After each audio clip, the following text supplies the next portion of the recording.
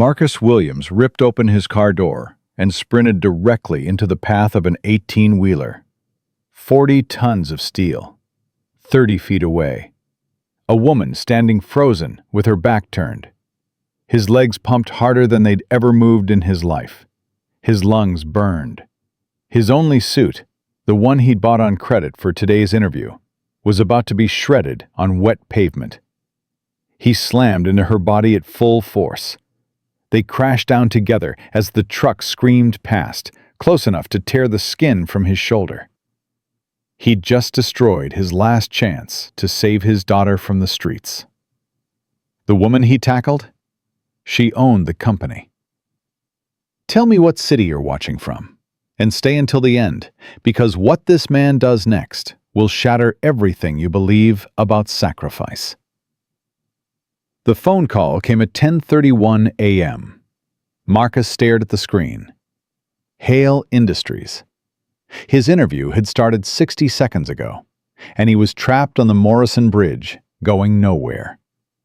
He answered anyway. "Mr. Williams?" A woman's voice, cold, professional. "This is Rebecca from Hale Industries HR. Your interview was scheduled for 10:30. Are you in the building?" "I'm stuck on the Morrison Bridge. There's been some kind of accident ahead. I left an hour early, but..."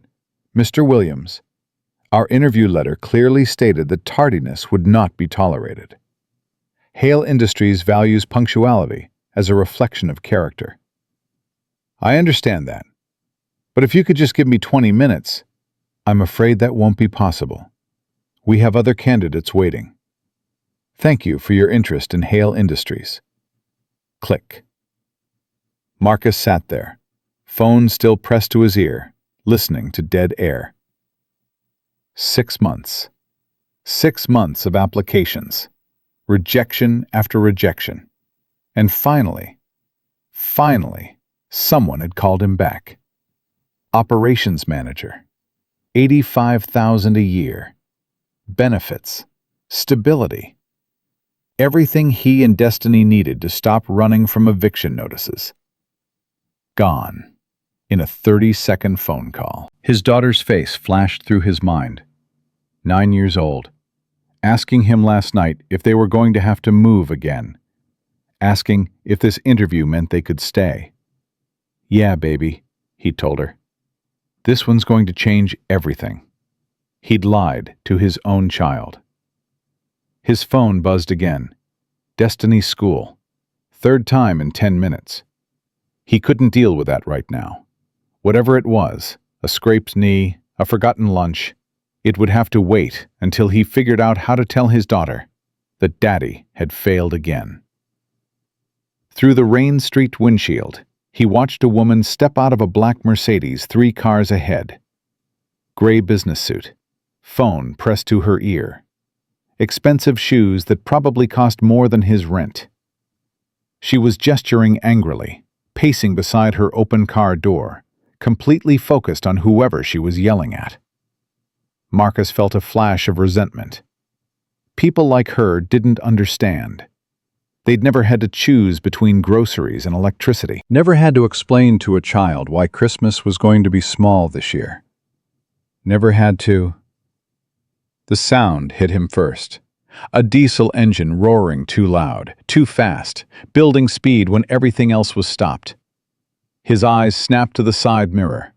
An 18-wheeler was barreling down the shoulder at 50 miles per hour, using the emergency lane to bypass the gridlock. The driver either didn't see the stopped traffic ahead or didn't care. And directly in its path, the woman in the gray suit. Back turned, phone to her ear. No idea she had 5 seconds to live. Marcus's body moved before his brain caught up. He threw open the door and ran. Rain hit his face. His dress shoes, Goodwill, $12, polished to a hopeful shine, slipped on wet pavement. He caught himself and kept running. The truck was 40 feet away. The woman still hadn't turned around. 30 feet. His lungs screamed for air. His legs pumped harder. 20 feet. The truck's horn blared, a sound like the world ending. And finally, the woman spun around. Marcus saw her face, saw her eyes go wide, saw her body freeze in that terrible moment when the brain understands death is coming but can't make the muscles respond. He hit her like he'd hit running backs in high school. Full speed, arms wrapping around her waist, momentum carrying them both sideways. They crashed onto wet asphalt. Marcus twisted midair, taking the impact on his shoulder. Pain exploded through his body, sharp, electric, wrong. The truck roared past so close he felt the heat from its engine. Metal shrieked behind him.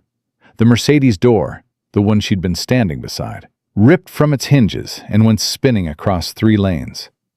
It slammed into a Camry with a sound like a bomb. Then, silence. Not real silence. Car alarms wailing, people screaming, the truck's engine fading into the distance as its driver fled. But the silence inside Marcus's head, the strange stillness that comes after you've almost died. He was lying on top of a stranger in the middle of the Morrison Bridge, bleeding from somewhere he couldn't identify, his only suit shredded beyond repair. And his interview was over before it started. The woman beneath him was breathing in sharp, panicked gasps. He rolled off her, and the movement sent fire through his shoulder. "Are you—" his voice cracked. "Are you hurt?" She pushed herself up on her elbows, stared at him with green eyes that hadn't quite processed what had just happened. "That truck," she whispered. "It was going to—" "Yeah." You just—" "Yeah." People were running toward them now. A man in a construction vest, a woman in scrubs who'd apparently been stuck in traffic too, someone with their phone out, recording, because of course they were.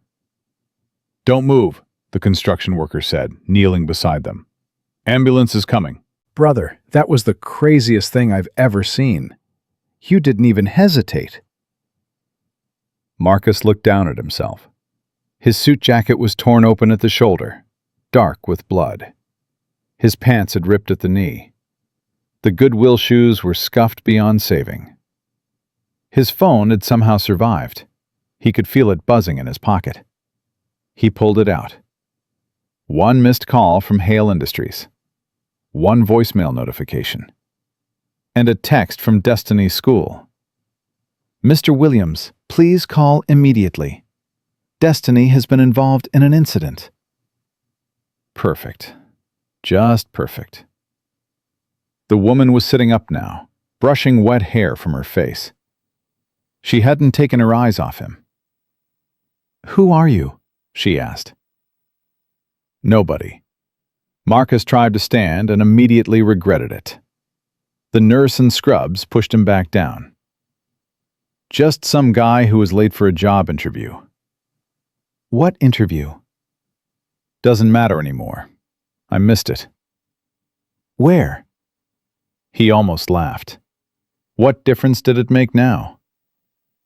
Hale Industries. Operations manager position. Was supposed to start at 10:30. He checked his phone again. 45 minutes ago. The woman went very still. "Hale Industries," she repeated. "Yeah, got the call 2 weeks ago. Thought it was finally going to be—" He stopped himself. This stranger didn't need to hear his sob story. "Doesn't matter. They already called to tell me I'm out." "They called you? During the interview time?" "Said tardiness wasn't tolerated. Said they had other candidates." Marcus managed to sit up, waving off the nurse's protest. "Look, I appreciate the concern, but I need to get to my daughter's school. She's apparently in some kind of trouble, and—" "What's your name?" "What?" "Your name." The woman's voice had changed, harder now, more focused. "Tell me your name." "Marcus. Marcus Williams." She pulled out her own phone, cracked screen probably from the fall, and dialed a number from memory. "Rebecca, it's Victoria." Her eyes stayed locked on Marcus. The candidate you just rejected for the operations manager position. Marcus Williams. Why was he rejected? Marcus felt his stomach drop. Victoria. The woman had said her name was Victoria. I don't care what the policy says. I'm asking why you rejected him without consulting me. A pause. Her jaw tightened. He was late because of the Morrison Bridge accident. The same accident that almost killed me 30 seconds ago. And do you know why I'm not dead right now, Rebecca? Another pause. Because Marcus Williams threw himself in front of an 18-wheeler to save my life. Victoria's voice could have frozen steel. So I need you to call him back, right now, and apologize. And tell him his interview has been rescheduled for this afternoon. She hung up without waiting for a response. Marcus stared at her. You're Victoria Hale. Yes? The CEO of Hale Industries. Yes. I just tackled the CEO of the company that rejected me. You just saved the CEO's life. Victoria stood, brushing debris from her ruined suit. There's a difference. Sirens were getting closer now. Police, ambulances, the cavalry arriving too late to do anything but clean up. Miss Hale, Victoria, I appreciate what you're trying to do, but I can't accept a job because I happen to be in the right place at the right time. That's not Mr. Williams. She cut him off. In the last 2 minutes, you've shown me more about who you are than 100 interviews could reveal. You were late for the most important meeting of your life, a meeting that could save your family from whatever situation you're clearly desperate to escape. And when you saw a stranger in danger, you didn't hesitate. Anyone would have. No, they wouldn't have. Her voice softened. I've been in business for 15 years. I've met thousands of people who talk about integrity, about doing the right thing, about character. Most of them are lying. They'd say whatever they thought I wanted to hear to get the job, the promotion, the deal. She looked at the blood soaking through his shirt, at his ruined suit, at the cracked phone still clutched in his hand. You just proved who you are when no one was watching, when doing the right thing cost you everything. That's not something you can fake. An ambulance had arrived. EMTs were running toward them with a stretcher. Ma'am, sir, we need to assess you both. I'm fine. Victoria waved them toward Marcus. He's not. That shoulder needs attention. She pulled out her phone again, dialing. Jennifer, I need you at Providence Memorial in 30 minutes. Bring the standard new hire paperwork and arrange pickup for a child at... She looked at Marcus. What school? What? Your daughter. What school?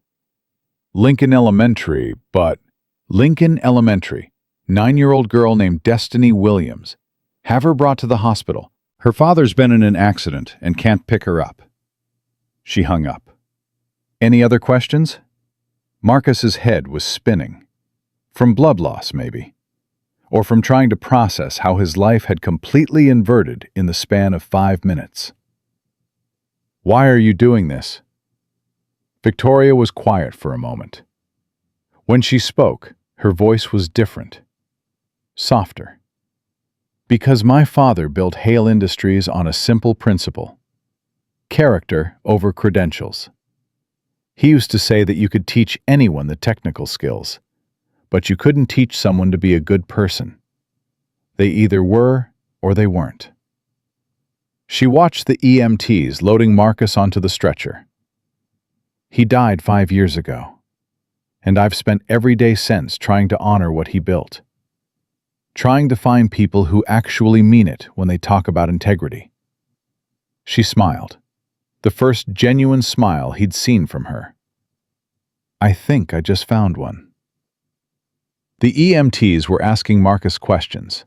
Medical history, allergies, insurance. No insurance, he said, and watched their expressions shift. All expenses covered by Hale Industries, Victoria said immediately. Whatever he needs, put it on my account. The EMT's expression shifted again. Yes, ma'am. They loaded Marcus into the ambulance. Through the closing doors, he saw Victoria standing in the rain, watching him go. Surrounded by chaos, police, tow trucks, reporters who'd somehow already arrived, but completely calm. Like a woman who had just decided something important. The ambulance pulled away, and Marcus lay there staring at the ceiling, trying to make sense of what had just happened. 20 minutes ago, he'd been a failed job candidate, a struggling single father, a man one missed rent payment away from the streets. Now he was being rushed to the hospital on the CEO's dime, with a job offer waiting on the other side. His phone buzzed, a text from an unknown number. Mr. Williams, this is Rebecca Chen from Hale Industries HR. I want to sincerely apologize for our earlier conversation. Your interview has been rescheduled for 3 p.m. today at Providence Memorial Hospital. Ms. Hale will be conducting it personally. We look forward to speaking with you. Marcus read it 3 times. Then his phone buzzed again. Destiny's school. He answered this time. Mr. Williams, this is Principal Morrison. We've been trying to reach you about an incident involving Destiny. What happened? Some students were teasing her during lunch, saying unkind things about your family's financial situation, about your employment status. The principal paused. Destiny pushed one of them, hard enough that the other girl fell and scraped her knee. Marcus closed his eyes, his 9-year-old daughter defending his honor against bullies, getting in trouble because other kids had heard their parents talking about the Williams family. The poor ones, the ones who couldn't keep a steady address. Is she okay? She's fine, but Mr. Williams, we have a zero-tolerance policy for physical violence. Normally this would mean a suspension, but given the circumstances, what circumstances? A woman called, said she was sending a car to pick Destiny up. Said you'd been injured saving someone's life on the Morrison Bridge. Another pause. Is that true? Marcus almost laughed. Yeah, something like that. The car should be arriving shortly. And Mr. Williams, whatever's happening, Destiny's lucky to have a father who would do something like that. She talks about you constantly, how you're the bravest person she knows. The words hit Marcus harder than the pavement had. His daughter, sitting in the principal's office, in trouble for pushing a girl who'd said her father was a failure. And the whole time, she'd been telling everyone how brave he was. Thank you, Marcus managed. Tell her I'm okay. Tell her I love her. He hung up. The EMT was starting an IV, asking questions about his pain level. Marcus answered on autopilot, his mind somewhere else entirely. Destiny had been fighting for him while he was fighting to get to an interview. She'd been defending his name while he was bleeding on a bridge. She believed in him, completely, unconditionally, even when the world said he was nothing. And today, somehow, impossibly, he'd proven her right. The ambulance arrived at Providence Memorial. The EMTs rushed him through doors that opened automatically, into a world of fluorescent lights and efficient chaos. Laceration to the left shoulder, possible ligament damage, contusions to the ribs. Patient is responsive and oriented. Nurses surrounded him. Doctors appeared. Someone was cutting away his ruined suit jacket, the one he'd bought on credit 2 weeks ago, the one that had felt like armor this morning. Mr. Williams? A woman in scrubs was shining a light in his eyes. Can you tell me what year it is? 2024. Who's the president? He answered. She nodded, satisfied. You're lucky. The truck's mirror caught you when it passed. Another inch to the left, and we'd be having a very different conversation. She examined his shoulder. You're going to need stitches. Probably 12, maybe 15. We'll do an X-ray to rule out fractures. How long? For the X-ray? About 20 minutes. For everything else, a few hours. You'll need to take it easy for at least a week. I have an interview at 3. The doctor blinked. Excuse me? An interview, today, at 3 o'clock. Here in the hospital, apparently. Marcus tried to sit up. I can't miss it. Sir, you were just hit by a truck. I was hit by a truck's mirror. There's a difference. He'd heard Victoria's words come out of his own mouth. I've got a daughter who needs me to not miss this interview. So patch me up and point me to the conference room. The doctor stared at him for a long moment. Then she laughed. You're either the bravest man I've ever met or the craziest. She gestured to the nurses. Let's get him cleaned up. Apparently, he has somewhere to be. The next 2 hours passed in a blur of needles and antiseptic and questions Marcus answered without really hearing. 12 stitches in his shoulder.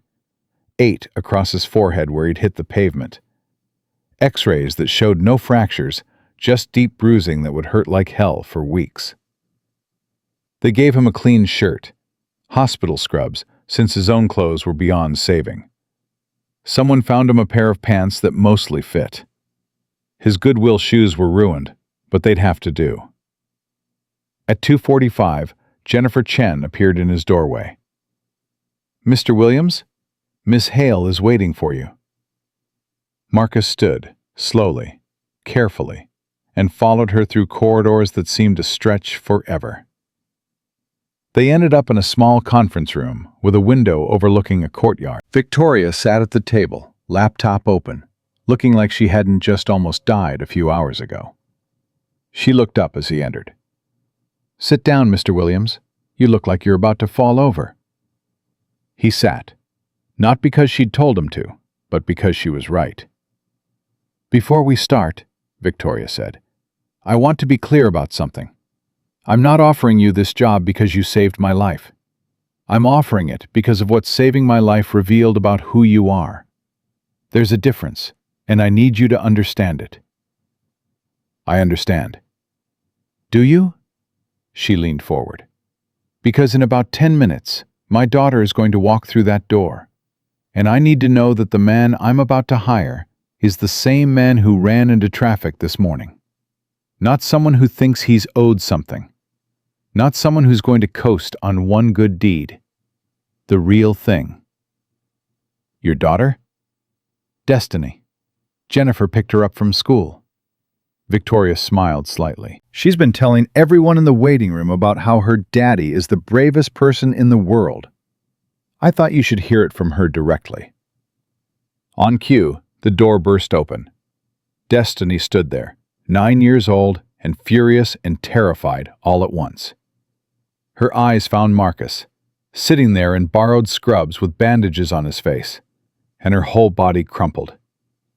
Daddy! She ran across the room and threw herself at him. Marcus caught her, ignoring the explosion of pain in the shoulder, and held on tight. Hey, baby, I'm okay. I'm right here. They said you got hurt. They said there was an accident. They said... I'm okay. He pulled back so she could see his face. Just some scratches. Nothing that won't heal. Destiny's eyes went wide as she took in the stitches, the bandages, the borrowed clothes. That's not scratches, Daddy. That's a lot of scratches. Okay, maybe more than scratches. But I'm going to be fine. He smoothed her hair back from her face. I heard you got in some trouble at school. Destiny's expression shifted. Guilt mixed with defiance. Alyssa said you couldn't keep a job. Said her mom said we were poor.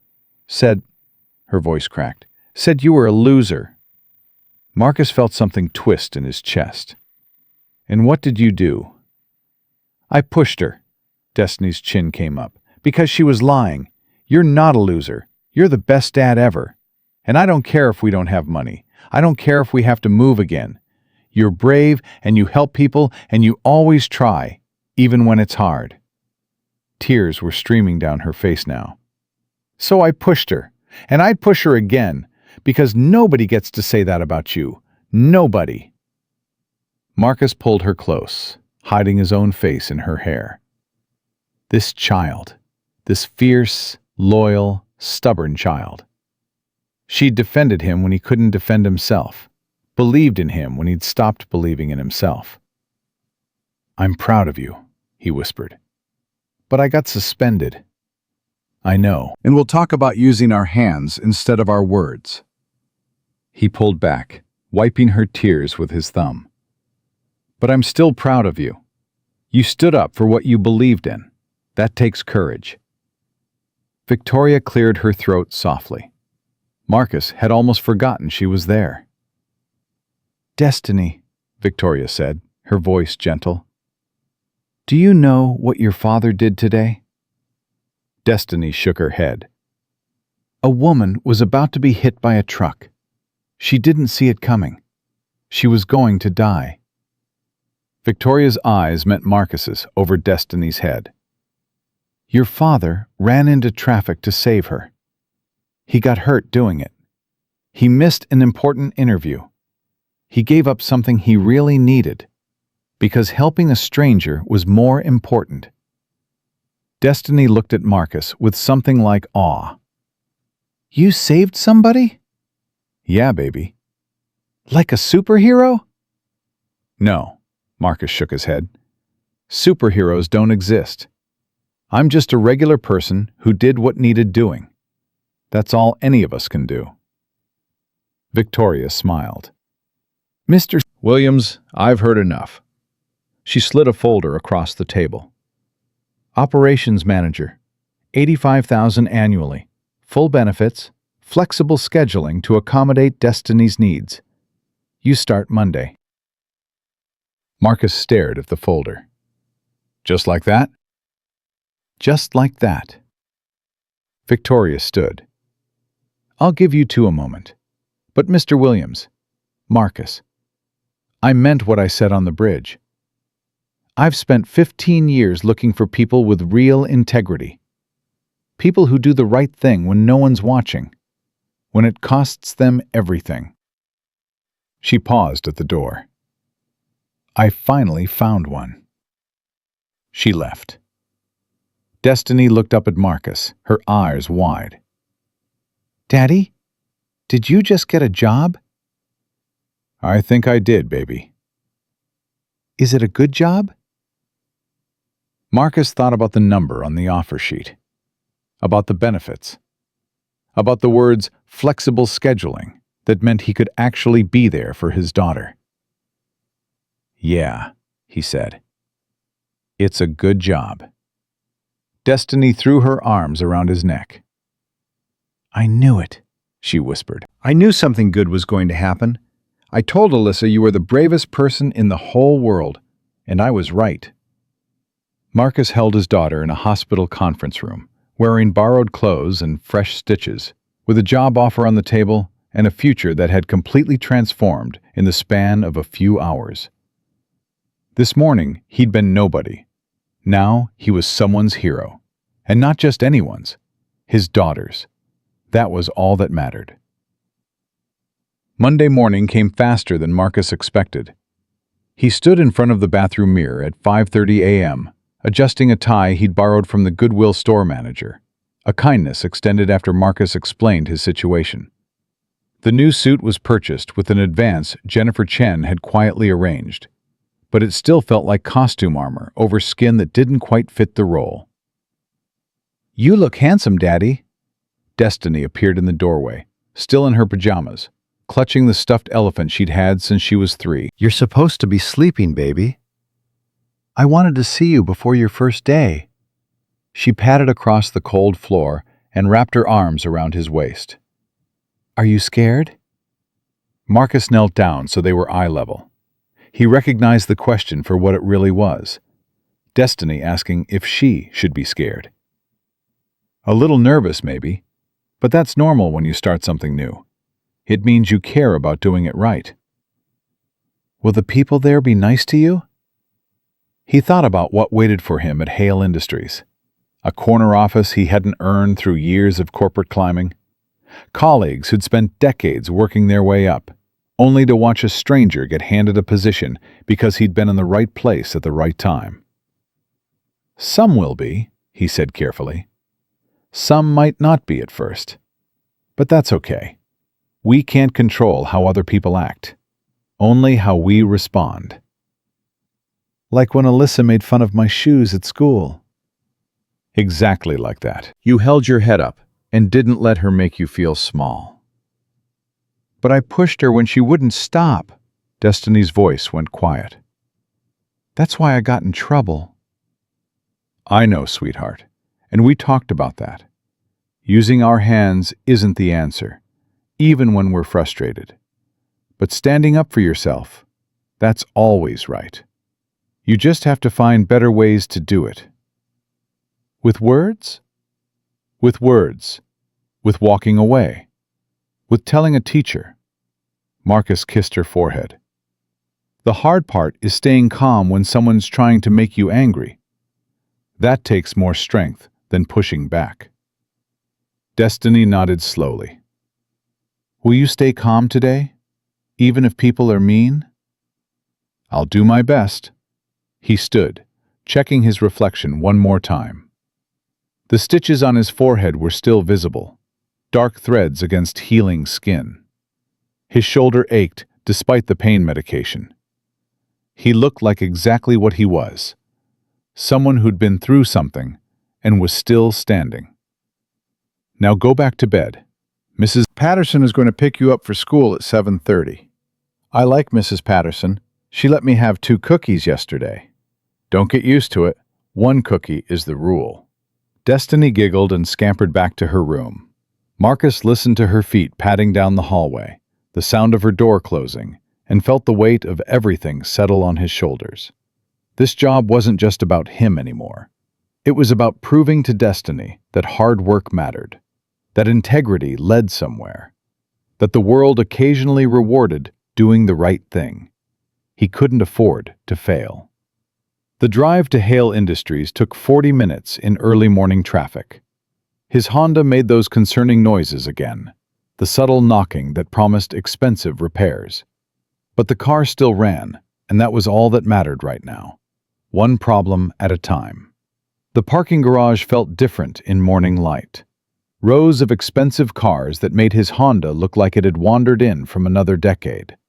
Mercedes, BMWs, Teslas. Marcus found a spot in the back corner, as far from the entrance as possible, and sat for a moment with his hands on the wheel. You can do this, he said aloud. You've done harder things.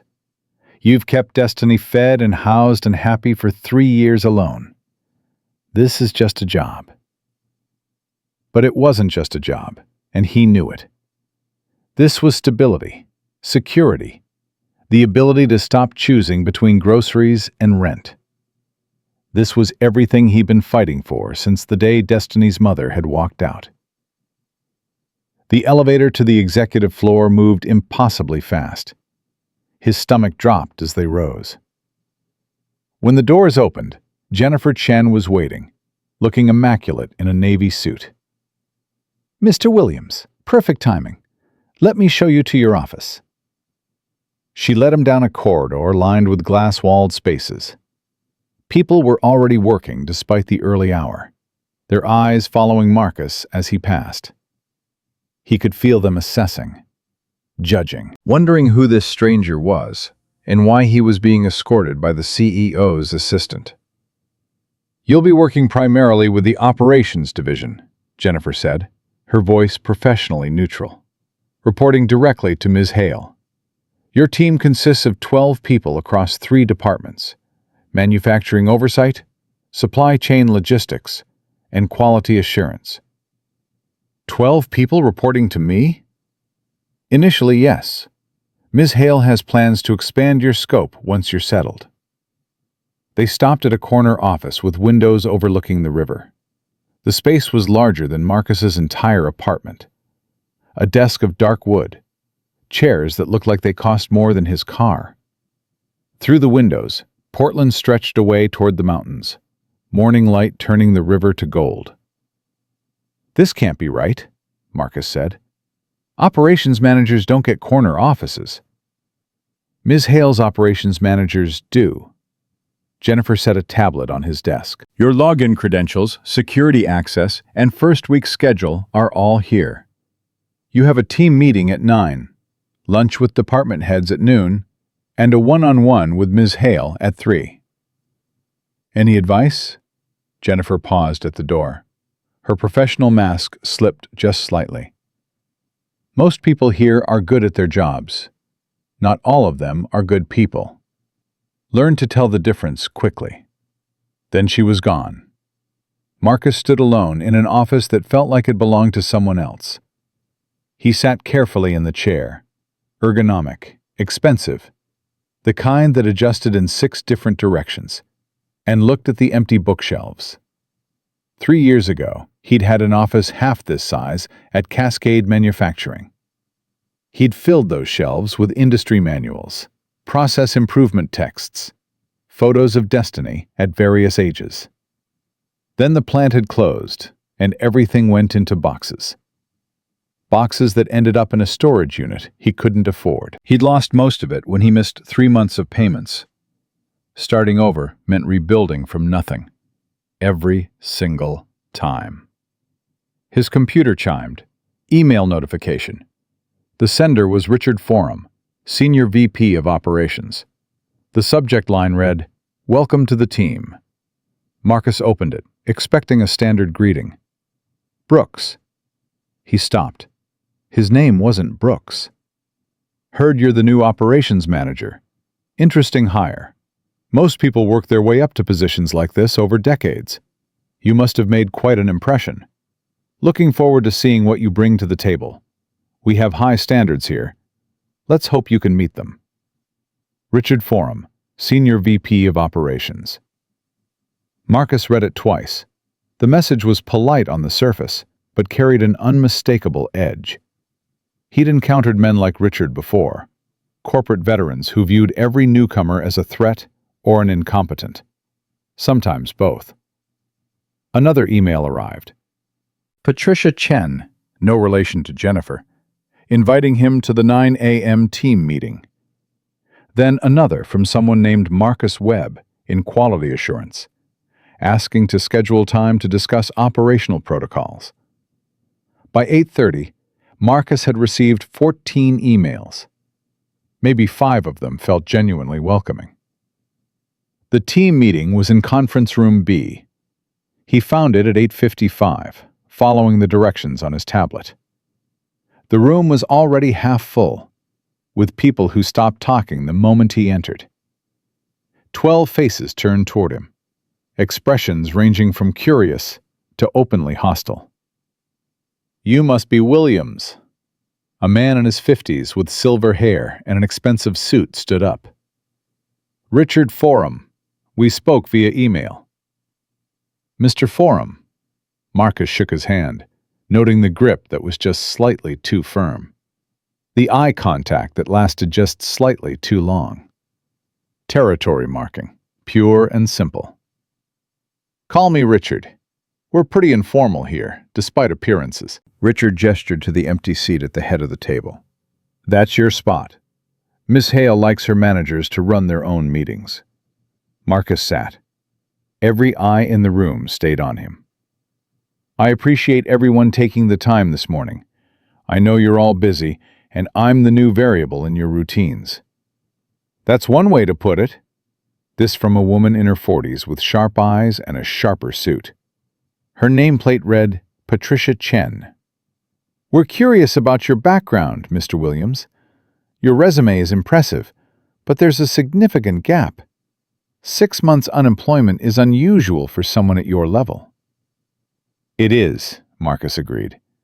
"I was laid off when Cascade Manufacturing closed their Portland facility. Finding work that accommodated single-parent scheduling proved challenging." Single parent?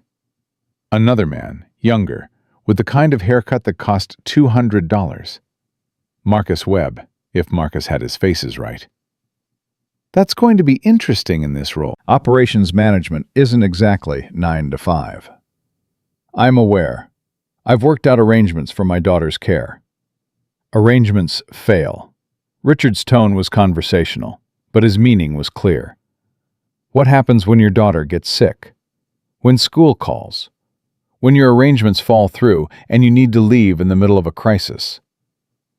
The room had gone very quiet.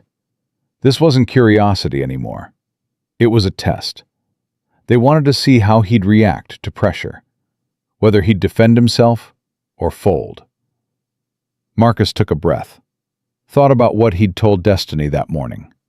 Stay calm, use words, don't let them make you angry. You're right, he said. Arrangements do fail. Emergencies happen. But they happen to everyone. Single parents, married parents, people without kids who have sick relatives or personal crises. He met Richard's eyes directly. What matters is how you handle it. Whether you communicate clearly, delegate effectively, and build systems that don't collapse when one person needs to step away. I've been managing crisis situations for 3 years while raising my daughter alone. If anything, that's made me better at contingency planning. Contingency planning. Patricia's voice was dry. Is that what you call saving Ms. Hale's life? A contingency plan? So they knew. Of course they knew. The story had probably spread through the building within hours. No, Marcus said carefully. That was just doing what needed to be done in the moment. And getting rewarded with a job you didn't interview for.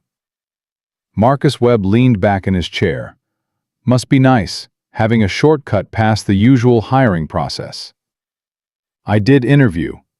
In a hospital conference room, still bleeding from 12 stitches. Marcus kept his voice level. It wasn't the traditional format, I'll grant you. But Ms. Hale asked her questions, and I gave my answers. What did she ask?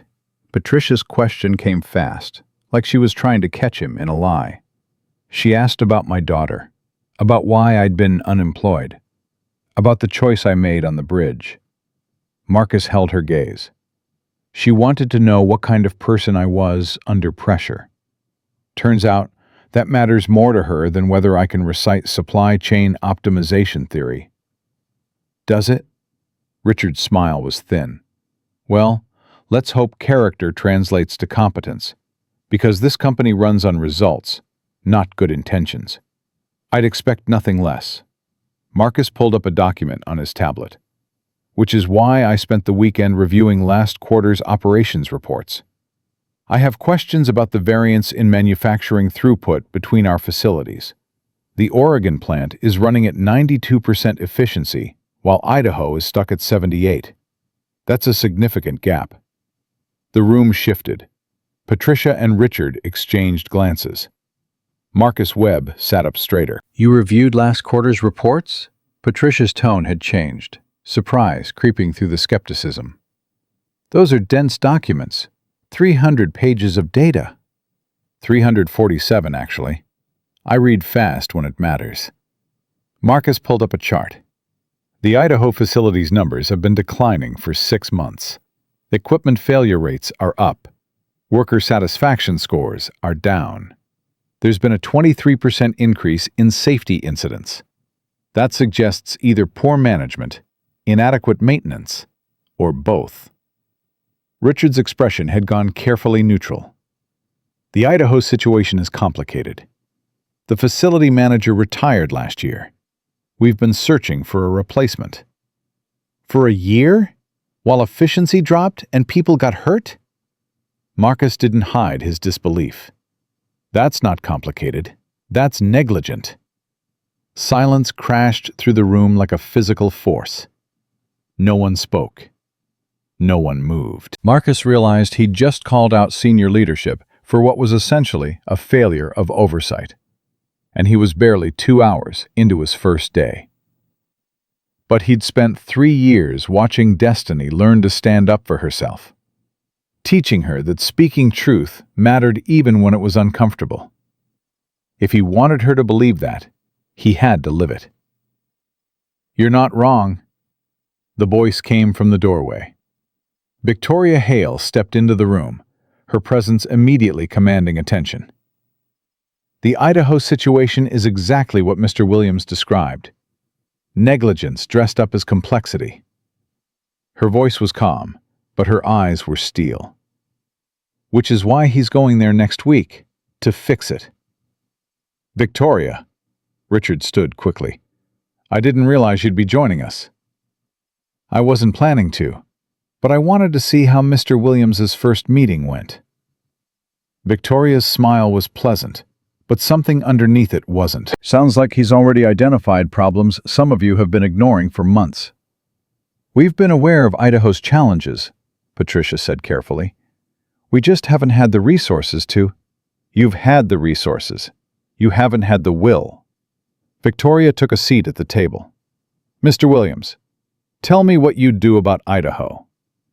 Marcus felt every eye on him again. But this time it was different.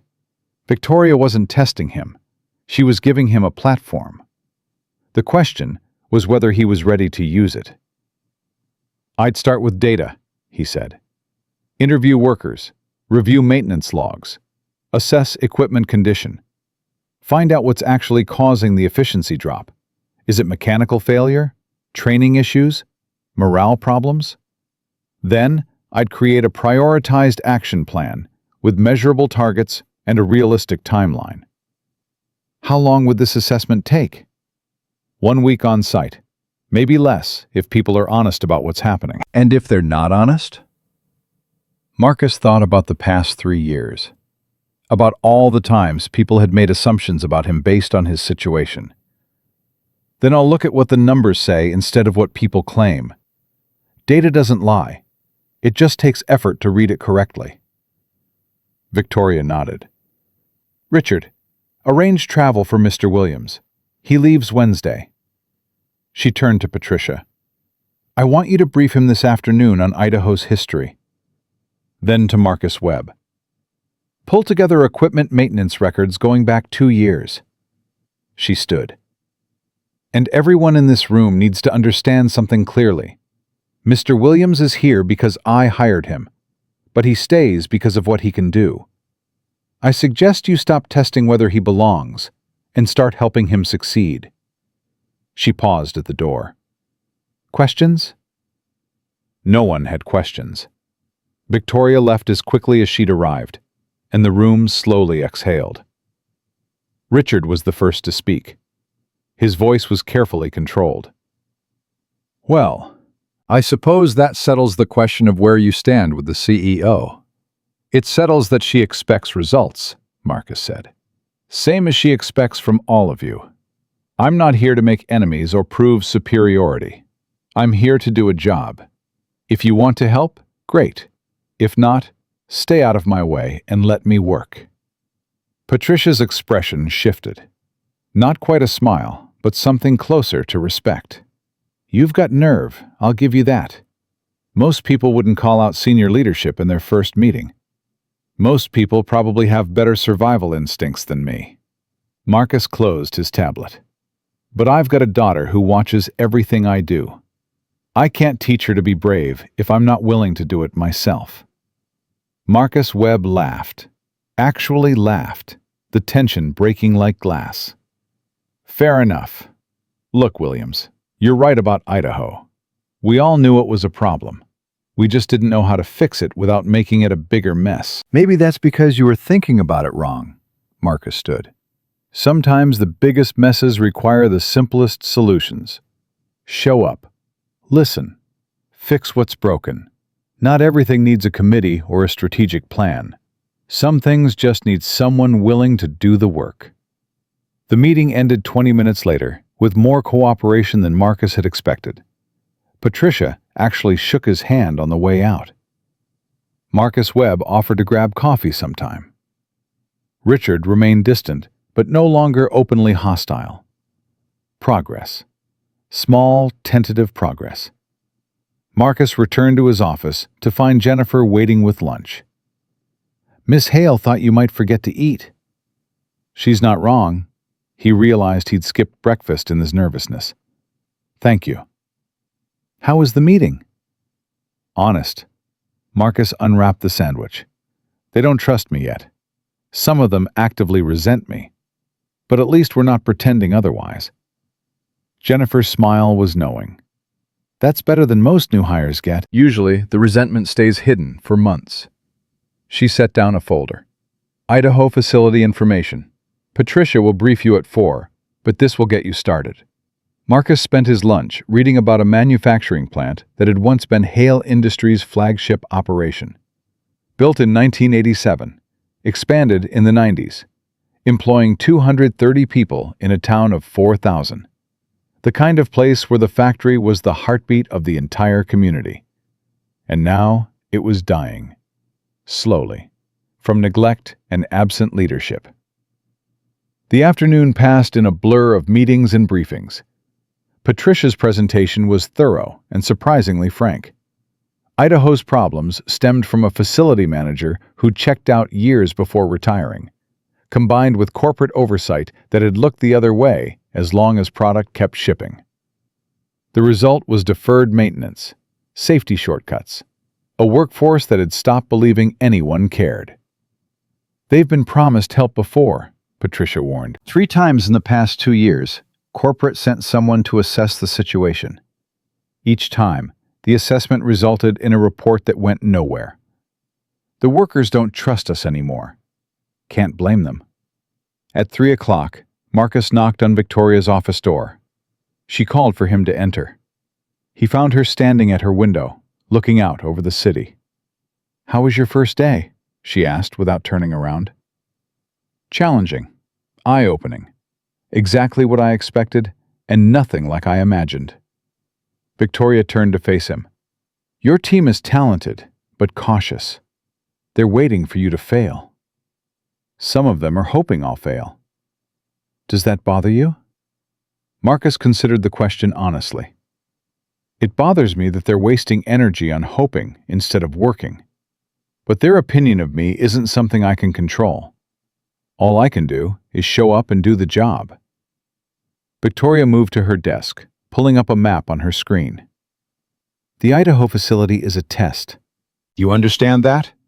I'm sending you to the worst situation we have, and everyone is going to watch to see how you handle it. Because if I can fix Idaho, they'll have to take me seriously." "Exactly." Victoria's voice softened. "But it's more than that. Idaho matters to me personally. My father opened that plant. It was his pride and joy. Proof that Hale Industries could succeed in small-town America. That we could provide good jobs in places other companies abandoned." She paused. "Watching it decline has felt like watching his legacy crumble. I need someone who cares enough to save it. Not for me. For the 230 people whose livelihoods depend on it." "What if I can't?" Marcus asked the question he'd been avoiding. "What if the problems are too deep? Or the solutions too expensive?" "Then you tell me honestly, and we make hard decisions together." Victoria met his eyes. "But I don't think that's going to happen." I think you're going to go to Idaho and see what everyone else missed. That the facility's problems aren't mechanical or financial. They're human. People stopped caring because no one cared about them.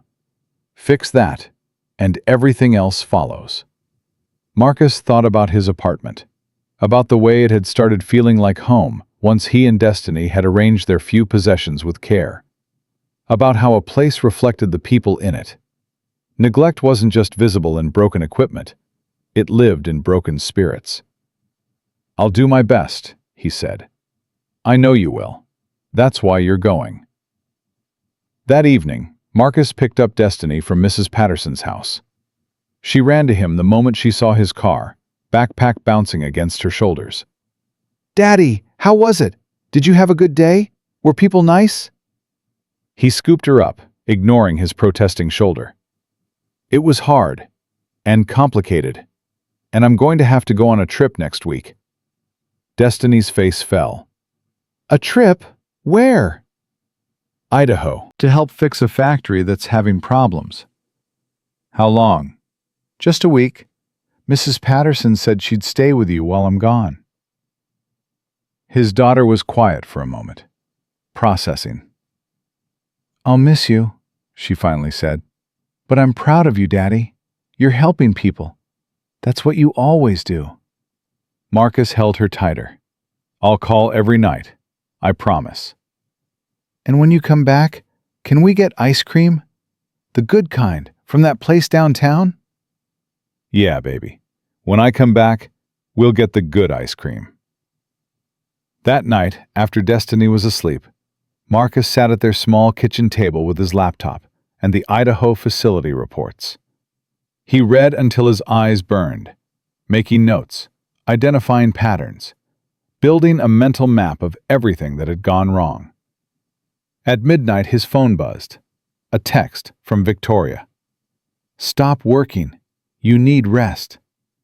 He smiled and texted back. "How did you know I was still up?" "Because I'm still up too." "And because I recognize the obsessive dedication of someone who knows people are counting on them.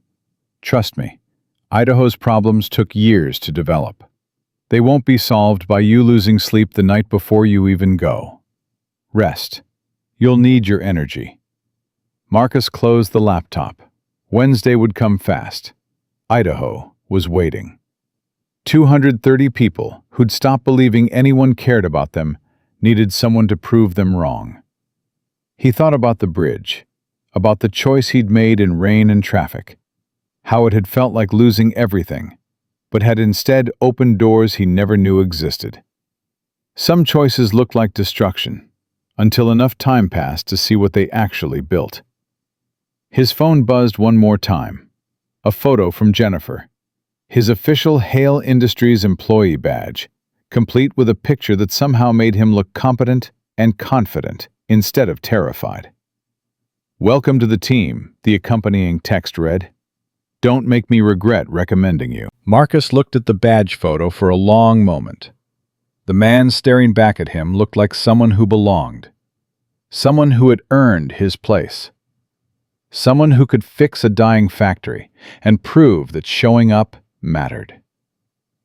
Maybe that man existed somewhere inside him. Wednesday would tell. The flight landed in Boise at 9 a.m. Wednesday morning. Marcus rented a car and drove 2 hours through countryside that looked nothing like Portland. Flat stretches of farmland, broken by small towns that seemed frozen in time.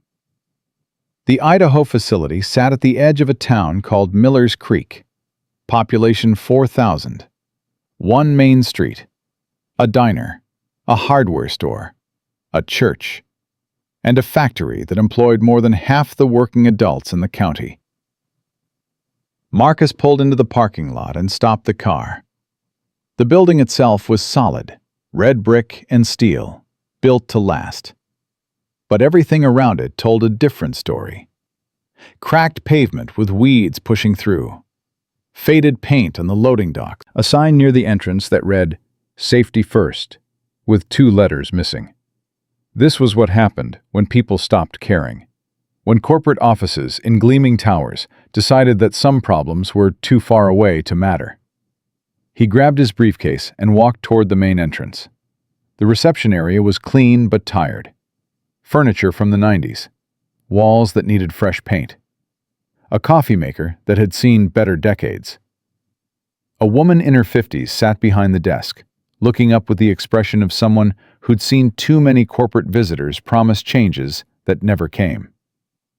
"Help you?"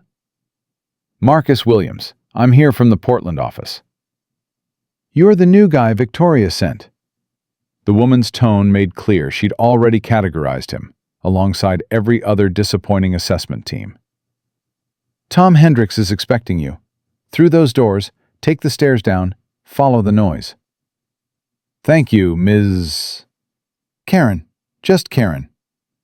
She returned to her computer, dismissing him. Marcus found the stairs and descended into the heart of the facility. The noise hit him first. Machinery running at inconsistent rhythms. The clank of metal that suggested loose fittings. Voices raised over the mechanical din. Then the smell. Oil and heat, and something acrid that spoke of equipment pushed past its limits. The factory floor stretched away in organized chaos, Assembly lines ran in parallel rows. Workers moved through practiced motions that carried the weight of years of repetition. But Marcus's trained eye caught the problems immediately. A conveyor belt that stuttered every few seconds. A welding station where the operator had to kick the equipment to keep it running. Safety equipment that looked functional, but outdated. Workers whose body language screamed exhaustion and resignation. A man in his early 60s approached, wiping oil-stained hands on a rag. Built like someone who'd spent decades on factory floors. Broad shoulders, calloused hands, eyes that missed nothing. "You Williams?" "Yes, sir. You must be Tom Hendricks." "Facility supervisor. Been here 32 years. Tom's handshake was firm. Testing. "Victoria called yesterday. Said you were coming to help. That true? Or are you just another suit collecting information for a report nobody reads?" "I'm here to fix what's broken. Whether that makes me different from the others, you'll have to decide for yourself." Tom grunted, something that might have been approval. "Fair enough. Come on, I'll show you around, and you can tell me what you see." They walked the factory floor for 2 hours. Tom pointed out problems with the efficiency of someone who'd cataloged every failure for years. The injection molding machines that ran hot because the cooling systems needed replacement.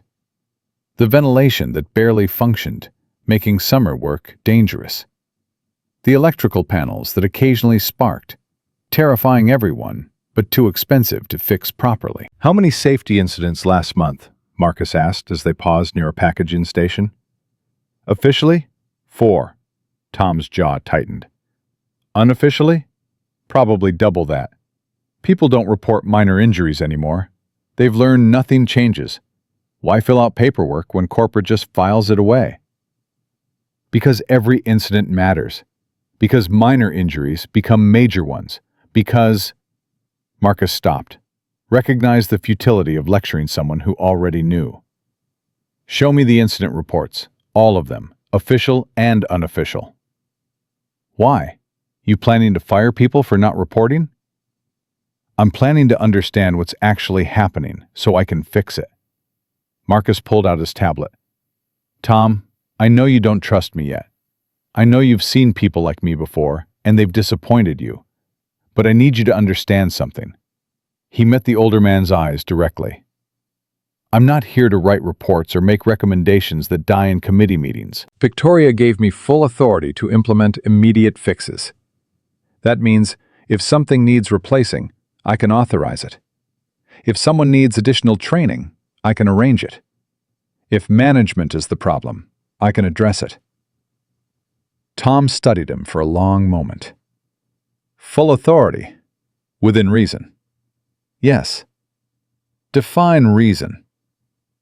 "Anything that improves safety, increases efficiency, or directly impacts worker welfare, I can approve on site. Anything over $500,000 or involving facility-wide restructuring needs Victoria's sign-off." Marcus gestured at the factory floor. "But she told me to call her directly if I need it." "What would you fix first, if money wasn't the constraint?" Tom didn't hesitate. "The ventilation system.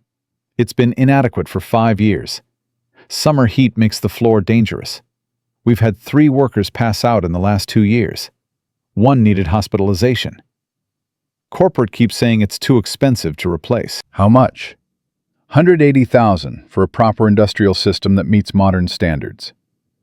Marcus pulled out his phone, dialed Victoria. She answered on the second ring. "Williams, how's Idaho?" "Worse than reported. The ventilation system is a safety hazard. I need approval for a $180,000 replacement." Silence on the line. Then, "Done. Send me the specifications, and I'll have procurement start the paperwork today." "What else?" "I'll know more after I've been through everything. But Tom here has been cataloging problems for years. I suspect there's a list longer than my arm." "Then work through the list. Fix what needs fixing. Keep me updated." Victoria paused. "And Williams, thank you for calling immediately instead of sitting on it." She hung up. Marcus looked at Tom, whose expression had shifted from skepticism to something close to shock. "She just approved it," Marcus said, "on a 2-minute phone call. Get me the specifications for the system you need, and it'll be ordered today." Tom's weathered face worked through several emotions. "Just like that?" "Just like that. Now show me what else needs attention." By noon, Marcus had a list of 23 critical issues. 6 needed immediate attention. The rest could be scheduled over the following months. He'd authorized equipment repairs totaling $90,000, ordered replacement parts for the injection molding machines, and scheduled safety training for the entire facility. Tom had called a lunch meeting in the break room. Word had spread. When Marcus arrived, 40 workers were waiting.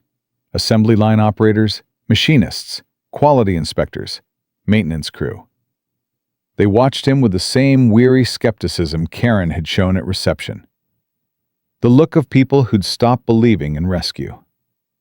"Most of you know who I am by now," Marcus began. "I'm Marcus Williams, operations manager from Portland. Victoria Hale sent me here to assess the facility and implement improvements." He paused. "I've been walking the floor with Tom all morning, and I've seen enough to understand why you're frustrated." "Frustrated?" A woman in her 30s with grease-stained coveralls spoke up. "That's corporate speak for, 'We know you're miserable, but we're not going to do anything about it.' We've heard it before." "You're right.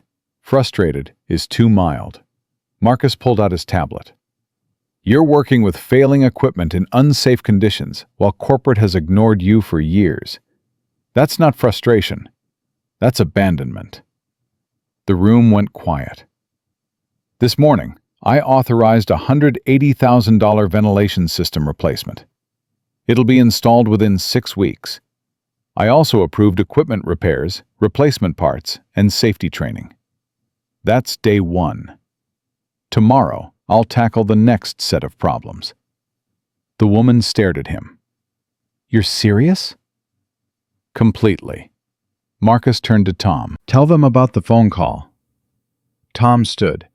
His voice carried that same shocked disbelief. "He called Victoria Hale directly, explained the ventilation problem. She approved the expense in 2 minutes. No committee, no review process, no bureaucratic runaround. Just done." Murmurs rippled through the crowd. A young man in the back raised his hand. "What about the conveyor system? Line 3 has been running rough for 8 months. Added to the list. Maintenance team will assess it this afternoon. If it needs replacement rather than repair, I'll authorize it." Marcus looked around the room. "Here's what I need you to understand. I'm not here to tour the facility and leave.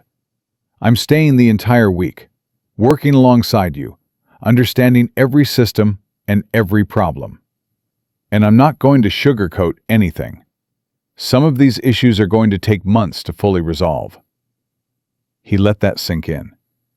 "But starting today, right now, you're not being ignored anymore." "Why should we believe you?" An older man with gray hair and suspicious eyes. "We've had 3 assessment teams come through in 2 years. They all promised help. None of them delivered. Because those teams didn't have authority. They could only make recommendations. I can make decisions." Marcus met the man's gaze. "But you're right to be skeptical. Don't believe my words. Watch my actions. Judge me by what actually changes, not by what I promise will change." A woman near the front spoke up. "What about staffing? We're running short on 2 shifts. Maintenance is down 3 people. Quality assurance lost 2 inspectors last month. You going to fix that too?" "How many positions are vacant?" Tom consulted a clipboard. 7 across all departments. HR has been searching for candidates for 6 months. Marcus pulled up his phone again. "Jennifer, it's Williams. I need HR to prioritize Idaho facility hiring. 7 vacant positions. Send me the job descriptions and I'll review them today. I want candidates interviewed within 2 weeks and positions filled within a month." He paused, listening. I don't care what HR's timeline is. Tell them Victoria approved it. Make it happen. He ended the call. Hiring timeline is now my problem. Questions? The questions came rapid fire after that. Equipment issues, scheduling problems, training gaps, safety concerns that had been dismissed by previous managers. Marcus took notes on everything, asking for details, pushing for specifics, refusing to accept vague answers. By the time the lunch period ended, his tablet was full of action items. And something had shifted in the workers' expressions. Not trust, not yet, but maybe the first fragile seedling of hope. As people filed back to their stations, Tom pulled Marcus aside. "You know what you just did? Listen to people who know this facility better than I ever will. You gave them hope." Tom's voice was rough. "Dangerous thing, hope. If you can't deliver, you'll have done more damage than all the previous assessment teams combined." "Then I better deliver." Marcus spent the afternoon reviewing maintenance logs and financial records in Tom's cramped office. What he found made his stomach turn. The numbers didn't add up. Shipping manifests showed consistent variances. Products shipped that didn't match production records. Delivery confirmations for orders that should have exceeded capacity. Inventory numbers that didn't reconcile with actual stock. "Tom," Marcus kept his voice low, "I need you to close the door." Tom did. His expression said he already knew what was coming. "Someone's been falsifying records," Marcus said quietly. "Not someone. Multiple someones, with cooperation from management." Tom pulled a folder from a locked drawer. "I've been documenting this for a year. Couldn't prove it without access to distribution network data, and I sure as hell wasn't going to report it to corporate without proof." "Who?" "Derek Walsh, assistant facility manager. Been here 15 years. When corporate didn't promote him after the last manager retired, he got bitter. Decided if they wouldn't recognize his value officially, he'd extract it unofficially." "How much?" $300,000, at least, over the past 6 months. Marcus photographed every page in Tom's folder. "I need distribution network access, full admin privileges." "Walsh controls those systems. He's the only one with—" "Not anymore." Marcus called Victoria, explained the situation. Within 20 minutes, he had full network access to every system in the facility. By late afternoon, he'd traced the fraud through 6 months of records. The evidence was clear. Derek Walsh had been running a theft operation, using his position to falsify records, while workers struggled with equipment that desperately needed the money being siphoned away. At 4 o'clock, Marcus called Walsh to the supervisor's office. The man who arrived was in his late 40s, well-dressed by factory standards, carrying himself with the confidence of someone who'd gotten away with something for a long time. "Williams, right? Heard you've been causing quite a stir today." Walsh's smile was friendly, but his eyes were calculating. "Authorizing all kinds of spending. Hope you know what you're doing. Corporate doesn't like surprises." "Sit down, Derek." Marcus waited until Walsh was seated, then placed printed copies of the falsified manifests on the desk. "I've spent the afternoon reviewing distribution records. Found some interesting discrepancies." Walsh's expression didn't change, but something shifted behind his eyes. "Discrepancies happen. Clerical errors. System glitches. Nothing unusual." "These aren't clerical errors.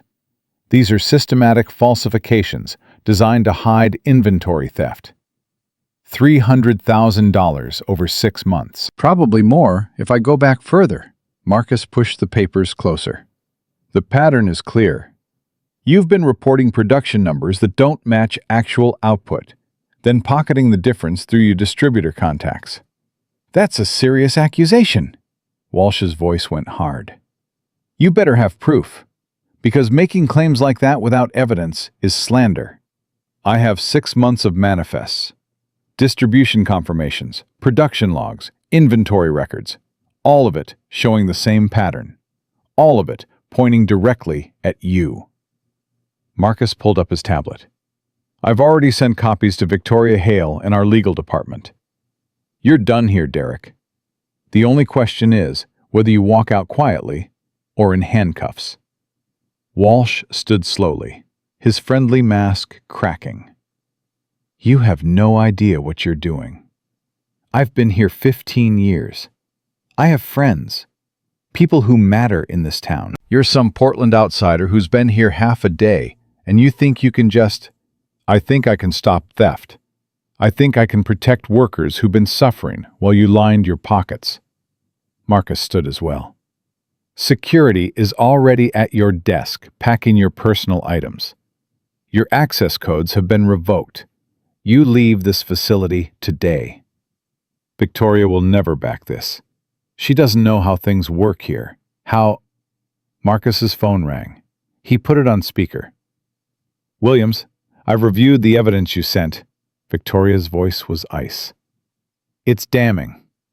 Derek Walsh is terminated, effective immediately. I'm having our legal team contact law enforcement to pursue criminal charges. She paused.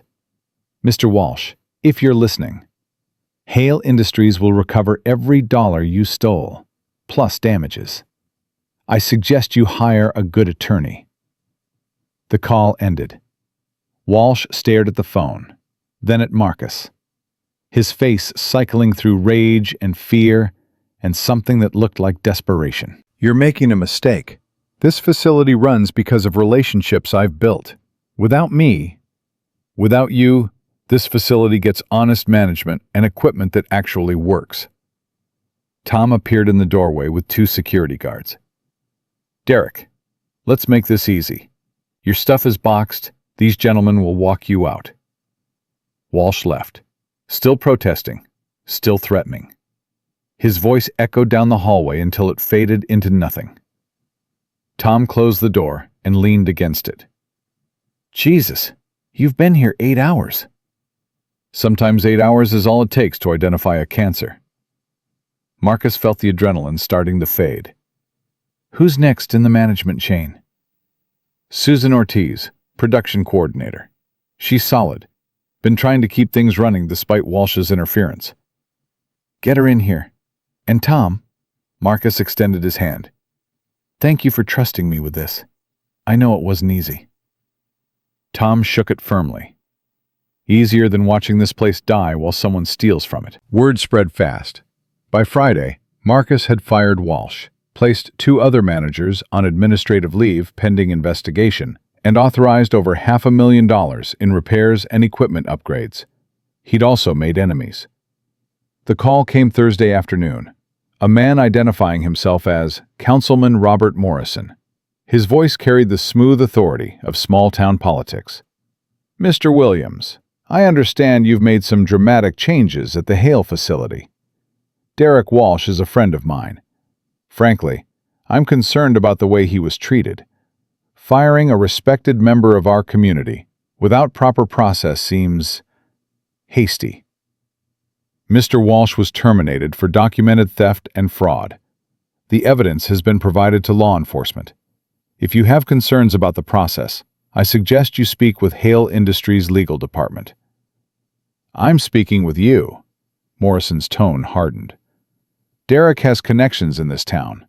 People who value his contributions. Treating him like a criminal based on some paperwork discrepancies is going to reflect poorly on Hale Industries. The $300,000 he stole isn't a discrepancy. It's a crime. Marcus kept his voice level. And if you're suggesting I should have ignored it because he has friends, then you're part of the problem this facility has been dealing with. You're making enemies, Mr. Williams. In a town this size, that's not wise. Then I'll be unwise. Have a good day, Councilman. Marcus hung up and immediately called Victoria to brief her. Small-town politics, she said when he finished. Walsh probably has half the county government in his pocket through favors and connections. They're going to push back. Should I be worried? About them? No. About workers feeling pressured by community members to defend Walsh? Victoria paused. Watch for that. But Williams, you're doing exactly what I sent you to do. Don't let threats change your approach. Friday morning, Marcus called an all-hands meeting. The cafeteria was packed beyond capacity. Workers lined the walls, sat on tables, crowded the doorway. Most of you know what happened this week, Marcus began. Derek Walsh was terminated for theft and fraud.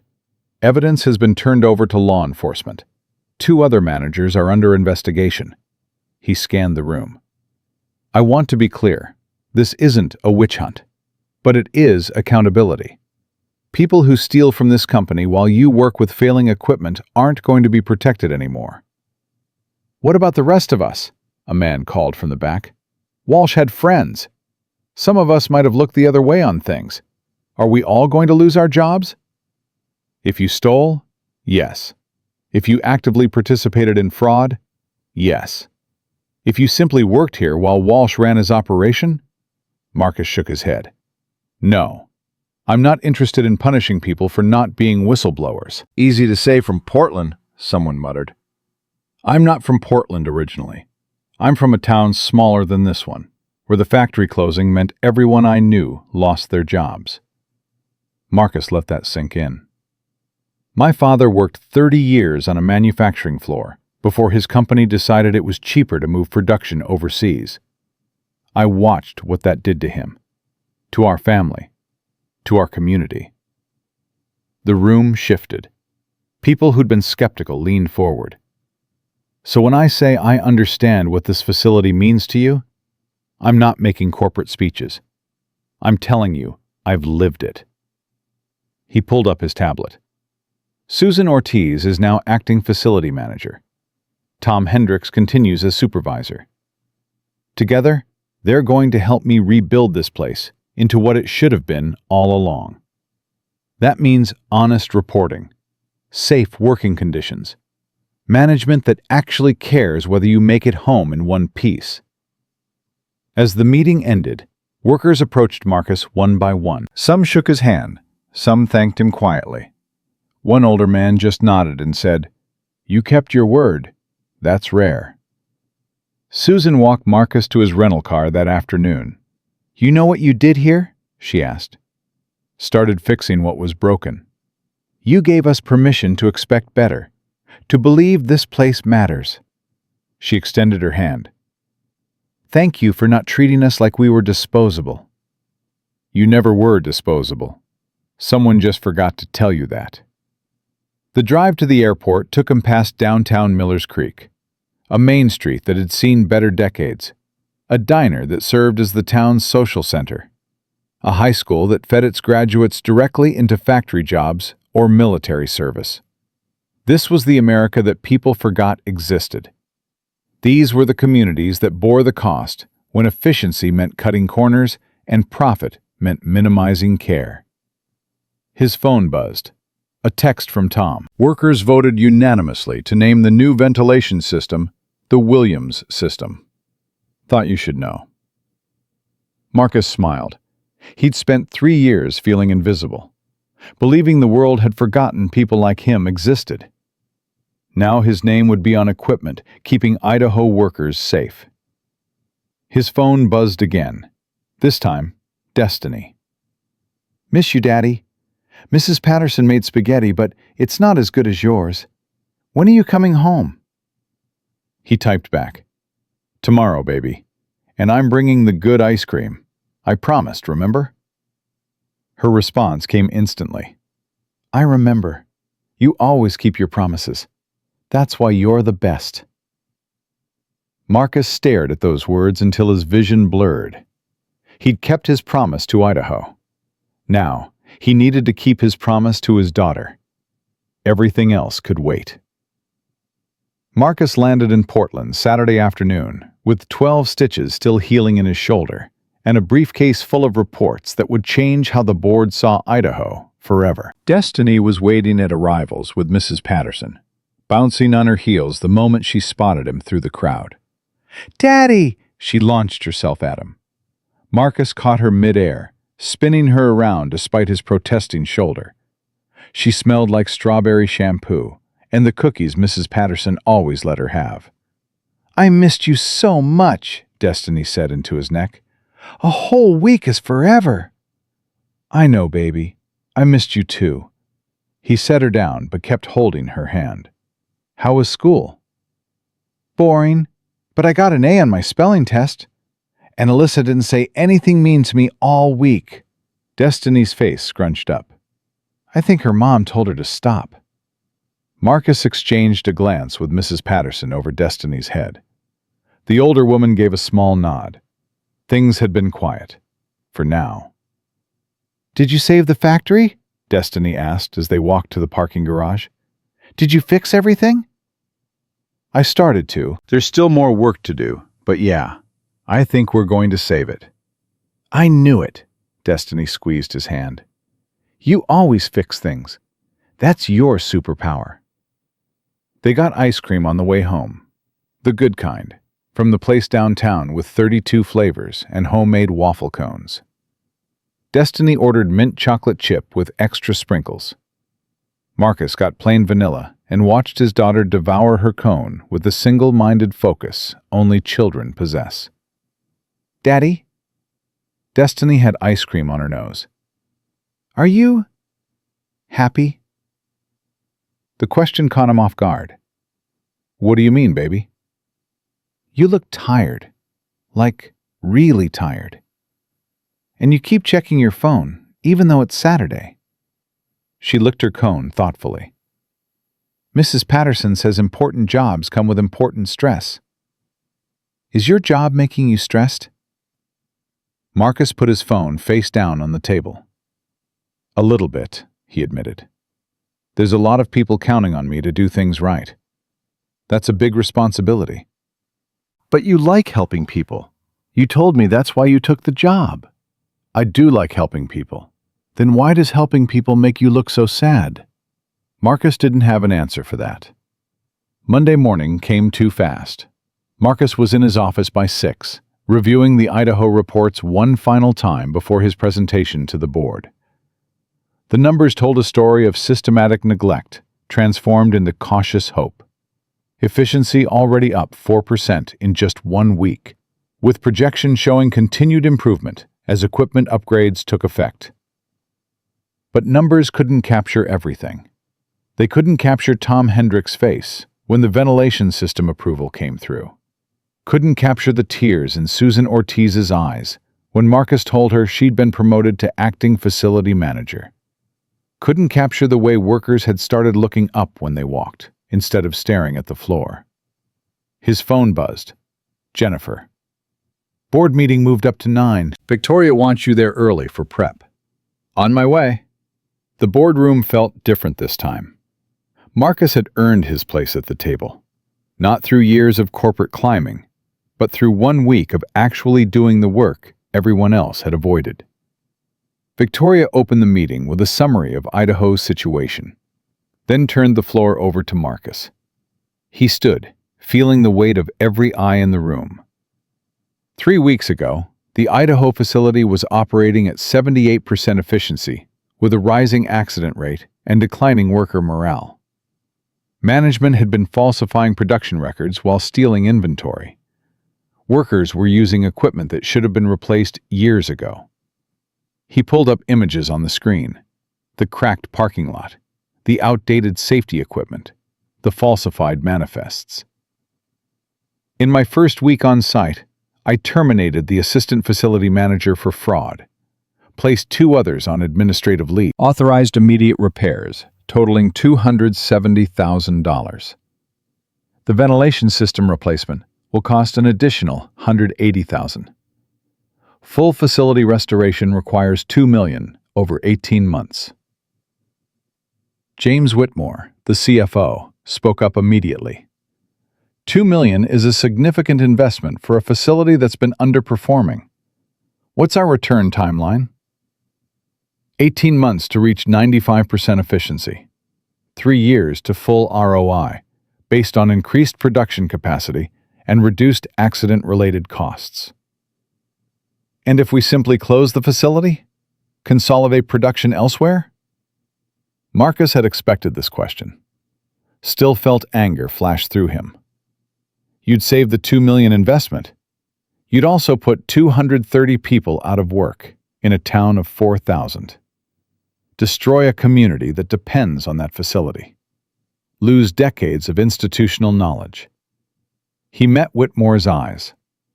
The hidden costs, unemployment insurance, potential lawsuits, reputation damage, would likely exceed the investment you're trying to avoid. That's speculative. Then let's talk hard numbers. Marcus pulled up a new slide. Idaho, at full efficiency, can produce 15% more output than our Oregon plant at 30% lower labor costs. The building is paid for. The workforce is trained. Closing it means losing that advantage permanently.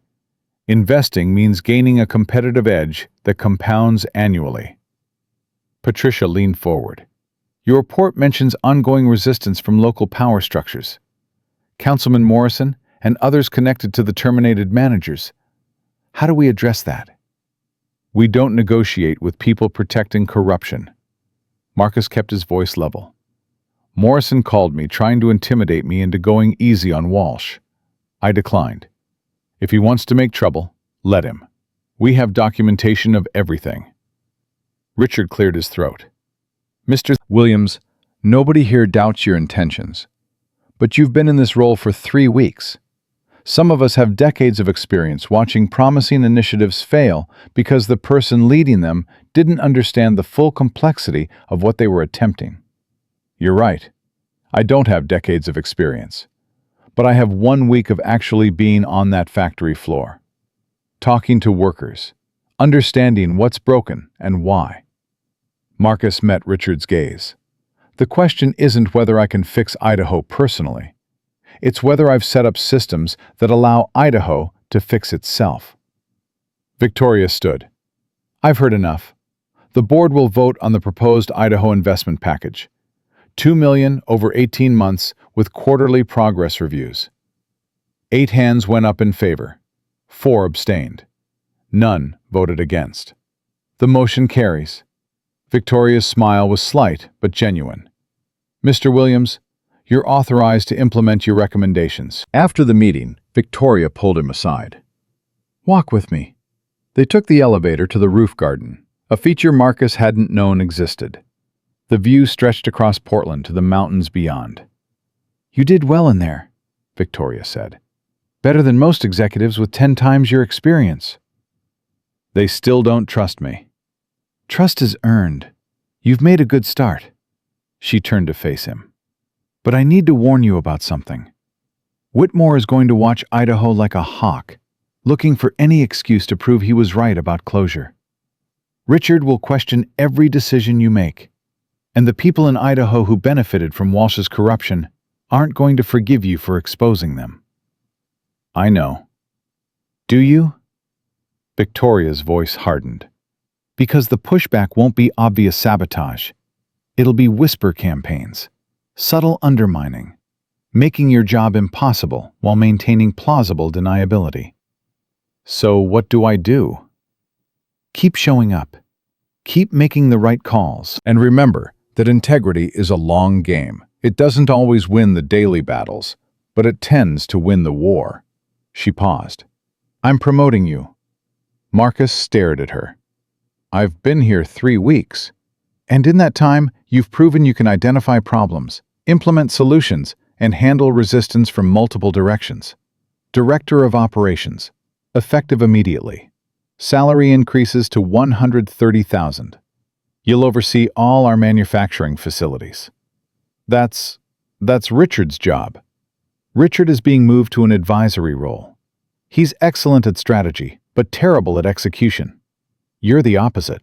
Victoria's expression was gentle but firm. This isn't charity. This is recognition that you have skills we need. People are going to say you only promoted me because of what happened on the bridge. Let them say it. I know the truth. You know the truth. Victoria extended her hand. Welcome to the executive team, Mr. Williams. The promotion became official that afternoon. The attacks started immediately. The first came through HR, a complaint that Marcus had shown favoritism in Idaho hiring decisions. Jennifer flagged it as likely false, but requiring investigation. The second accused him of financial impropriety, suggesting he'd authorized unnecessary repairs to inflate his perceived impact. This one went to Whitmore, who forwarded it to Victoria with a note requesting a full audit. The third was a letter to the newspaper in Miller's Creek, signed by concerned community members, claiming Marcus had destroyed good people's reputations based on flimsy evidence and corporate bias. Victoria called him into her office with printouts of all three. "This is the pushback I warned you about. Walsh's allies are coordinating." "How do you want to handle it?" "How do you want to handle it?" Marcus read through the complaints carefully. "The hiring favoritism claim is easy to disprove. I have interview notes and qualification assessments for every candidate. The financial impropriety accusation is baseless.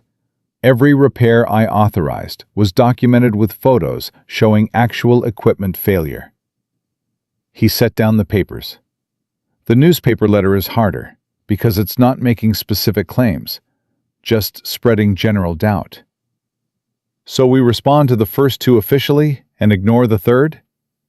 "No, we respond to all three by continuing to do good work." Marcus met her eyes. "People are going to believe what they want to believe. If we spend all our time defending against accusations, we look defensive. If we focus on results, the accusations become noise." Victoria smiled. "I was hoping you'd say that." The investigations took a week. HR concluded that all hiring decisions were properly documented. The financial audit found every expense legitimate and necessary. The newspaper letter generated some local controversy, but faded when Susan and Tom publicly defended Marcus's work. But the attacks didn't stop. They just got more personal. Thursday afternoon, Marcus received a call from Destiny's school. "Mr. Williams, this is Principal Morrison. We need you to come in immediately. There's been an incident." Marcus's blood went cold. "Is Destiny okay?" "She's not injured, but we have a serious situation that requires your presence." He made it to the school in 15 minutes. Destiny was sitting in the principal's office, her face tear-streaked, her hands balled into fists at her sides. "What happened?" Principal Morrison gestured for him to sit. During lunch, several students were commenting on Destiny's family situation. When she asked them to stop, one of them said, the principal checked her notes, that her father was a liar and a cheat who got innocent people fired, that he should go back to where he came from. Marcus felt something cold settle in his chest. Go back to where he came from. Yes. The principal's expression was carefully neutral. Destiny responded by throwing her lunch tray at the student in question. A lunch tray. Milk, mashed potatoes, and green beans. Quite a mess, actually. Marcus looked at his daughter. Destiny's chin came up defiantly, even through her tears. "She said you were a bad person, Daddy. She said her mom told her you destroyed families, that you came from Portland and ruined everything." Destiny's voice cracked. "And then she said you should go back to Africa, where you belong." The principal winced. "I've spoken with the other students' parents. They claim their daughter misunderstood something she overheard at home, that the comment wasn't meant to be racial." Wasn't meant to be racial. Marcus's voice was flat. "A 9-year-old tells my daughter to go back to Africa, and it wasn't meant to be racial." "Mr. Williams, I want to assure you that Lincoln Elementary has zero tolerance for discrimination of any kind. The other student will face consequences. However, Destiny also needs to understand that physical retaliation. My daughter defended herself against a racist attack. With mashed potatoes." Marcus stood. "Are we done here?" "Mr. Williams, there's still the matter of Destiny's suspension." "You're suspending her?" For throwing food at a child who told her to go back to Africa? Our policy requires your policy. Marcus leaned forward, his voice dropping low. Let me tell you something about policy. Your policy failed my daughter today. Your teachers didn't stop the harassment before it escalated. Your administration allowed a climate where a 9-year-old felt comfortable making racist comments in the cafeteria. And now you want to punish the victim because she fought back with the only weapon available to her? The principal's face reddened. I understand you're upset. I'm not upset. I'm furious, and I'm done with this conversation. Marcus turned to Destiny. Get your things, baby. We're going home. Mr. Williams, if you remove her from school without authorization, then call the police. I'm sure the local news would love a story about Lincoln Elementary suspending a black child for defending herself against racism. He walked out with Destiny's hand in his. They sat in the car for a long time without moving. Destiny was crying again. Quiet tears that broke Marcus's heart more than sobs would have. Am I in trouble? She finally asked. Not with me. Never with me. But I threw food. You said we're not supposed to use our hands. Mashed potatoes aren't hands, baby. Marcus tried to smile, couldn't quite manage it. And sometimes the rules don't cover what actually happens. Sometimes you have to do what feels right, even if it breaks the rules. She said really mean things, Daddy, about you. About where we come from. Destiny wiped her nose with her sleeve. Is that why people don't like us? Because we're different? The question hit Marcus like a physical blow. He'd spent Destiny's whole life trying to protect her from this, trying to build a world where the color of their skin didn't determine how people saw them, trying to teach her that hard work and integrity mattered more than prejudice. And he'd failed. Some people, he said carefully, are afraid of things they don't understand. They say mean things because they're scared, or because they learned it from their parents, or because it makes them feel powerful. That's not about us, baby. That's about them. But it hurts. I know. It hurts me too. Does it ever stop hurting? Marcus pulled his daughter close. No, he admitted. But you learn to carry it, and you find people who see you for who you really are. And you become so strong that the mean words can't knock you down anymore. Like you? I'm still learning, baby. Every day. That night, after Destiny was asleep, Marcus called Victoria. I need to tell you something. He explained what had happened at school, the comments, the racial slur disguised as misunderstanding, the administration's response. Victoria was quiet for a long moment. Walsh's allies, she finally said. They're going after your daughter because they can't hurt you directly. That's what I figured. What do you need? I need to know if this is worth it. Marcus's voice cracked. I can handle attacks on me. I signed up for that. But Destiny, she's 9 years old, Victoria. She shouldn't have to pay for my choices. No, she shouldn't. Victoria paused. But Marcus, the people doing this, they're not going to stop just because you back down. They're going to see weakness and push harder. The only way through is forward. Even if forward hurts my daughter? Even then. Because the alternative is teaching her that bullies win, that racism wins, that giving up is an acceptable response to injustice. Victoria's voice softened. I know that's easy for me to say. I don't have children. But I believe you're doing something important, something that matters beyond quarterly reports and efficiency metrics. You're proving that integrity is possible, that one person can make a difference. Marcus was silent. What would you do? He finally asked. If you were me. I'd fight. I'd protect my daughter with everything I had. And I'd make damn sure the people who attacked her faced consequences. Victoria paused. Starting with that school. The next morning, Marcus walked into Lincoln Elementary with a lawyer. Not a Hale Industries lawyer, a civil rights attorney named Sandra Chen, who'd agreed to take the case pro bono after hearing what had happened.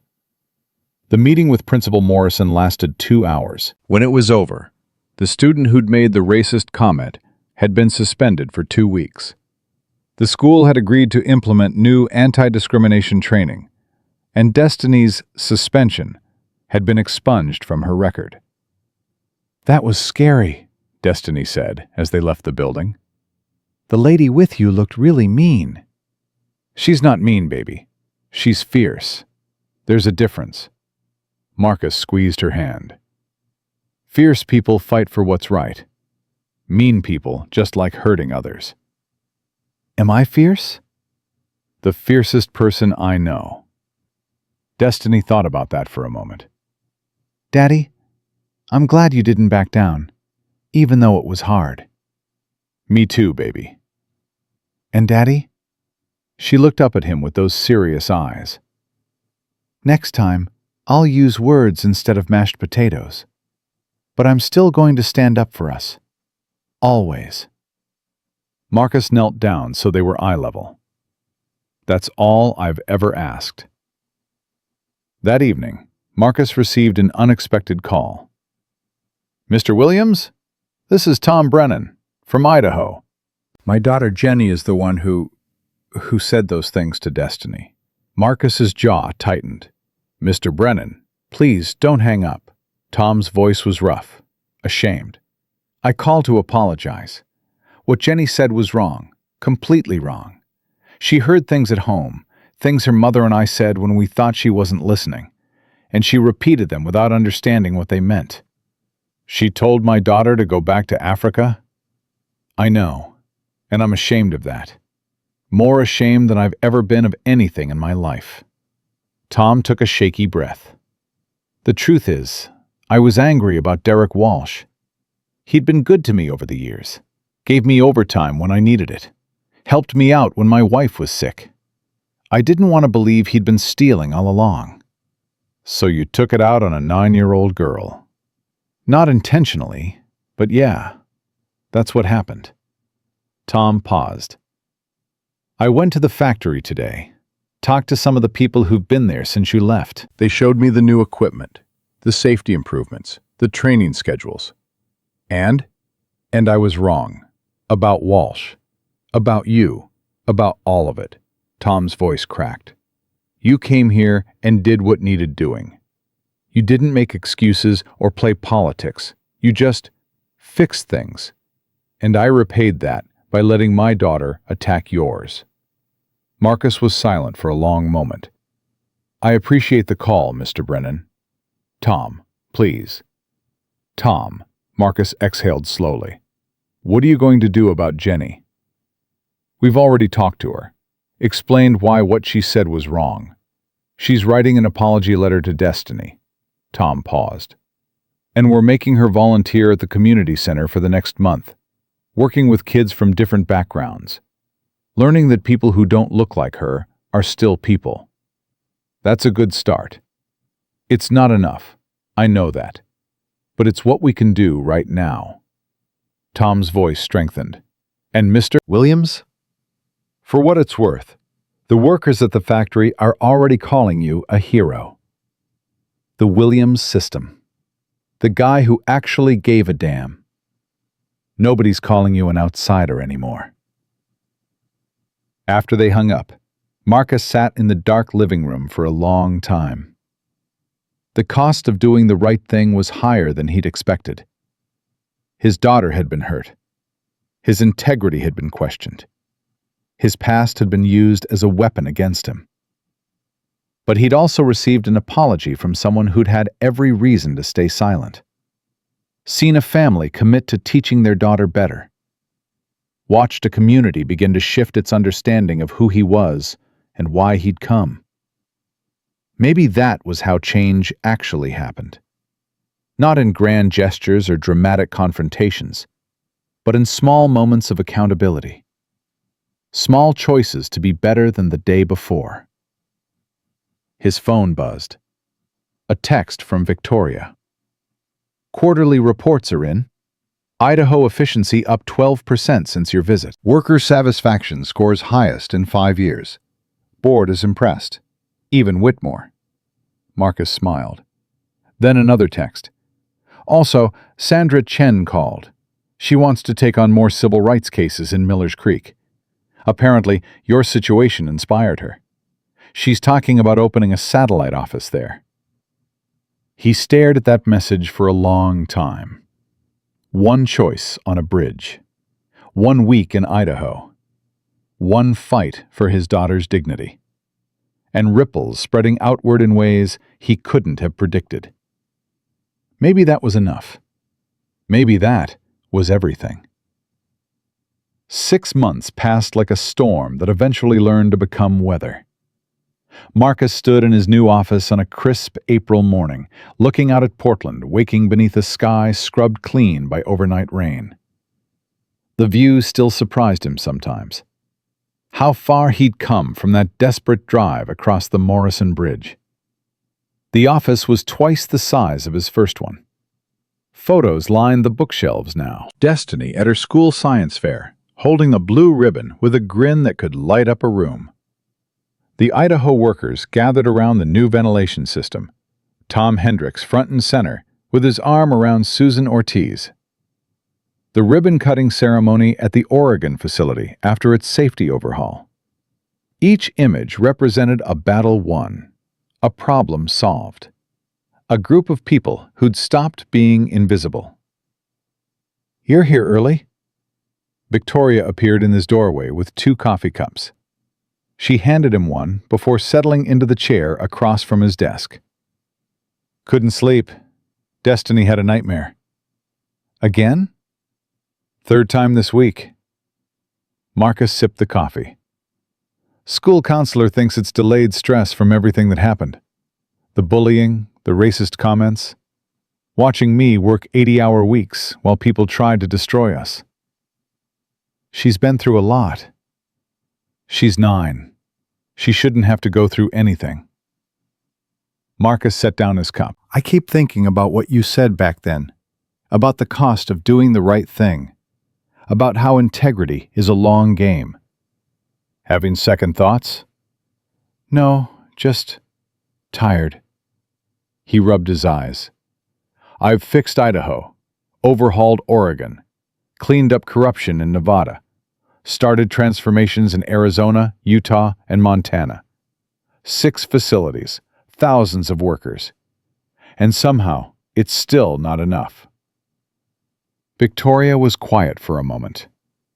"I've been meaning to talk to you about that, about balance and sustainability." She leaned forward. "You've accomplished more in 6 months than most directors achieve in years. But you're burning out. I can see it." "I'm fine."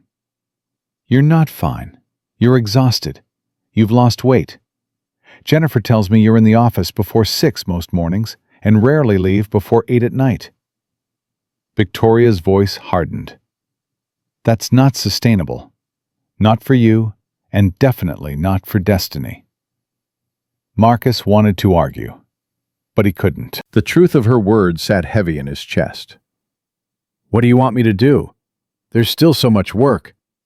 "I'm hiring 2 additional operations directors. They'll each take 3 facilities, reporting to you but handling day-to-day management. You maintain oversight. They handle implementation." "That's a significant expense." "It's a necessary investment. I need you for the long term, Marcus. That means making sure you don't collapse before you're 40. Victoria smiled slightly. "Besides, the board is actually happy with you now. Even Whitmore admitted your approach is working." Whitmore said the Idaho numbers were surprisingly acceptable for preliminary results. I think that's the nicest thing he's ever said to anyone. It is, and it represents a significant shift. 6 months ago, half the board wanted to close facilities. Now they're asking if we should acquire more. Victoria stood. You changed the conversation from, how do we minimize losses, to, how do we maximize potential? That matters. She paused at the door. Take a week off. Actual time off. Take Destiny somewhere. Remember that she's the reason you're doing all of this. After Victoria left, Marcus sat alone with his coffee and the morning light and the photos documenting 6 months of impossible work. He pulled out his phone and texted Jennifer. Block my calendar for the second week of May. Full week, no exceptions. Her response came immediately. Finally, where are you going? Marcus thought about Destiny's constant requests to see the ocean, about how she'd never been further from Portland than their brief trips to visit his parents' graves. Beach. Somewhere quiet. Cannon Beach. I'll book you a cottage. You're going to relax if I have to schedule it into your calendar. The morning passed in meetings and production reviews and budget discussions. A video call with Susan in Idaho. The facility was now Hale Industries' highest performing plant, exceeding targets 3 months running. Other corporations were taking notice. Marcus had fielded 2 recruitment offers in the past month, both promising more money and prestige. He declined both without serious consideration. This wasn't about money anymore. It was about finishing what he'd started. At noon, his phone buzzed. Destiny's school. His stomach clenched automatically. After everything that had happened, calls from the school still triggered a spike of anxiety. Mr. Williams, this is Mrs. Patterson. Nothing's wrong. I just wanted to let you know that Destiny won the school essay contest. Her piece was selected for the district competition. The essay contest? The one about heroes. She wrote about you. Mrs. Patterson's voice was warm. It's quite a piece, Mr. Williams. The judges were unanimous. Would you like me to email you a copy? The email arrived 5 minutes later. Marcus read it 3 times. My Hero by Destiny Williams. Some people think heroes wear capes and fly through the sky. But real heroes are different. Real heroes are regular people who do hard things because they're right. My hero is my dad. 6 months ago, he saved a woman from getting hit by a truck. He didn't know her. He didn't have time to think about it. He just ran into traffic because someone needed help. But that's not why he's my hero. He's my hero because after that, when he got a big, important job, he didn't forget about regular people. He went to a factory in Idaho where workers were being treated badly. He fixed their equipment. He got rid of bad managers who were stealing money. He made sure people could go home safe to their families. And when people said mean things about him, when they even said mean things about me, he didn't give up. He kept doing the right thing, even when it was hard. My dad taught me that being brave isn't about not being scared. It's about doing what's right, even when you are scared. It's about standing up for people who can't stand up for themselves. It's about keeping your promises, even when breaking them would be easier. Some kids at school said my dad only got his job because he was lucky. But luck didn't make him run into traffic. Luck didn't make him care about factory workers he'd never met. Luck didn't make him fight for me when someone said I should go back to Africa. My dad made those choices, every single one. That's what makes him a hero. And that's why, when I grow up, I want to be just like him. Marcus sat at his desk with tears streaming down his face. His phone buzzed again.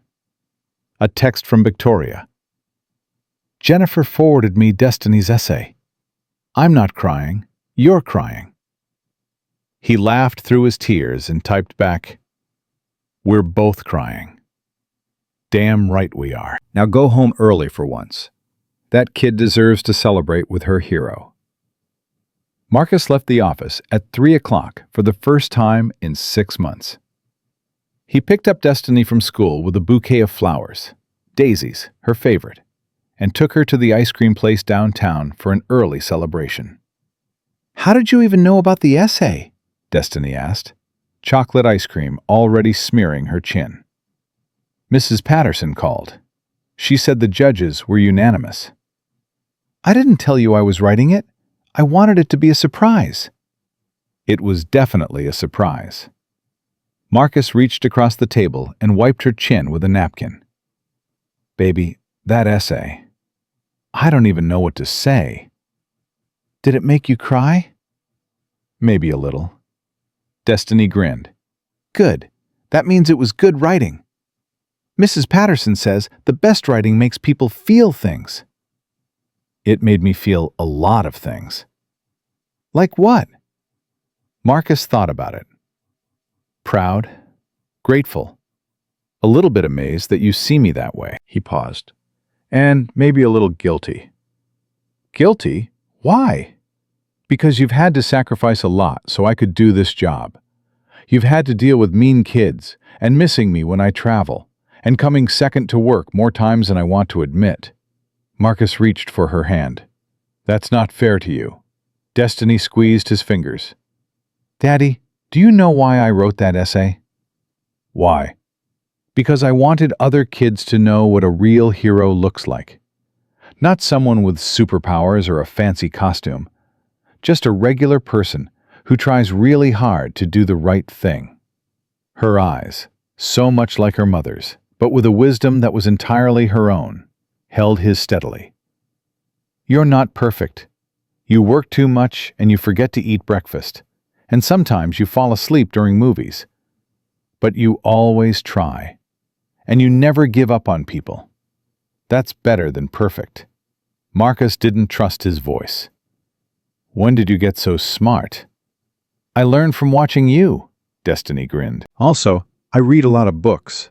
Books make you smart. Can't argue with that. They finished their ice cream and walked home through streets that were beginning to feel familiar. 6 months ago, Marcus hadn't known if they'd be able to stay in Portland. Now they had a real apartment. Still modest, but stable. A neighborhood where people knew their names. A life that felt like it might actually last. That night, after Destiny was asleep, Marcus stood at their living room window and looked out at the city lights. His phone buzzed. A text from Tom Hendricks in Idaho. Quarterly numbers are in. We hit 96% efficiency. First time in 15 years. Workers are talking about throwing a party. You should come. Marcus smiled and typed back. Wouldn't miss it. Another text, this one from Susan Ortiz. Jenny Brennan started volunteering at the community center. She asked if she could write Destiny a letter. Said she wants to apologize properly, in person, if Destiny would be willing. No pressure, just wanted you to know. Marcus read that message twice. 6 months ago, Jenny Brennan had told his daughter to go back to Africa. Now she was volunteering with kids from different backgrounds and asking permission to apologize face to face. People could change. That was the whole point. That was why any of this mattered. He forwarded the message to Destiny's tablet with a note.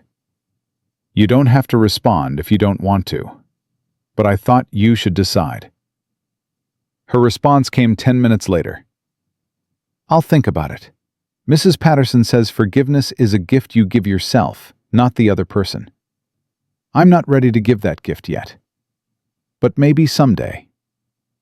Marcus stared at those words. His 9-year-old daughter understood forgiveness better than most adults. The beach trip happened 2 weeks later. Jennifer had booked them a cottage at Cannon Beach. Small, quiet, with a deck overlooking the ocean. Destiny spent the first day running between waves, collecting shells, building elaborate sandcastles that the tide would eventually reclaim. Marcus sat on the beach with his phone turned off and tried to remember what it felt like to simply exist. Daddy! Destiny came running up, clutching something in her hands. Look what I found! She opened her palms to reveal a sand dollar. Perfect and whole, bleached white by sun and salt. That's beautiful, baby. Mrs. Patterson says if you find something perfect on the beach, you should leave it there so someone else can find it too. Destiny looked at the sand dollar thoughtfully. But I really want to keep it. What do you think you should do? Destiny considered for a long moment. Then she walked back down to the water's edge and carefully placed the sand dollar in the wet sand. Someone else might need to find something perfect, she said when she returned. And I already have something perfect at home. What's that? You, Daddy. She climbed into his lap, sandy and salt-crusted and absolutely certain. You're my perfect thing. Marcus held his daughter and watched the waves roll in.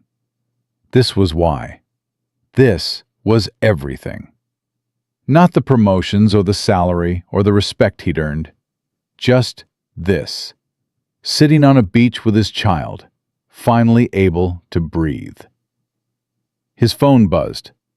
He'd promised himself he wouldn't check it, but old habits died hard.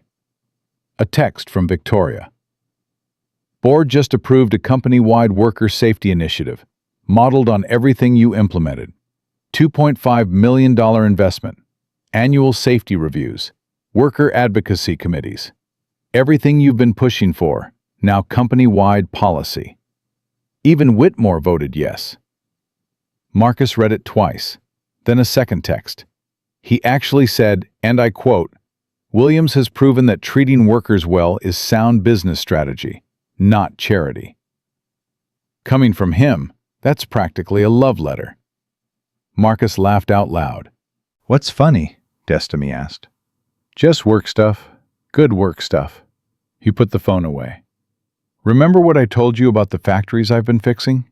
How the workers weren't being treated fairly? Yeah. The company just decided to treat all their workers better. Not just at the factories I visited. Everywhere. Marcus squeezed her. That means thousands of people are going to be safer because of the changes we helped make. Destiny's eyes went wide. Thousands? Thousands. That's like a lot of people. It's a lot of people. And they'll all be safer because of you? Because of a lot of people working together. I just helped get it started. Destiny was quiet for a moment, processing. Daddy? Yeah, baby? I'm really glad you ran into traffic that day. Marcus felt his throat tighten. Me too, baby. Me too. They stayed at the beach until sunset, watching the sky turn orange and pink and purple. Destiny fell asleep in the car on the drive back to the cottage, her face peaceful in a way it hadn't been for months. That night, after she was tucked into bed, Marcus sat on the cottage deck with a glass of wine and listened to the ocean. His phone buzzed one more time. A text from a number he didn't recognize. Mr. Williams, this is Miguel Torres.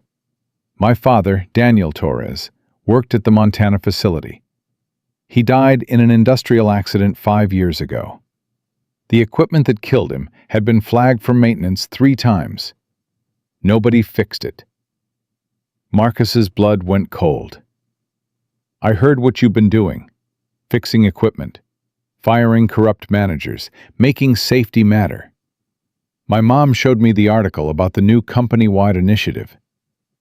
I just wanted to say thank you. My dad's death happened because people decided production was more important than his life. Now you're making sure that doesn't happen to other families. I'm starting engineering school in the fall.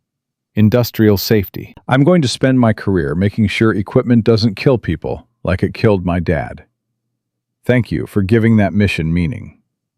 Marcus read the message 3 times. Daniel Torres, a man he'd never met. A worker who died because someone decided quarterly reports mattered more than human lives. His death had haunted his son for 5 years, and somehow, impossibly, Marcus's work had given that grief a purpose. He typed back slowly.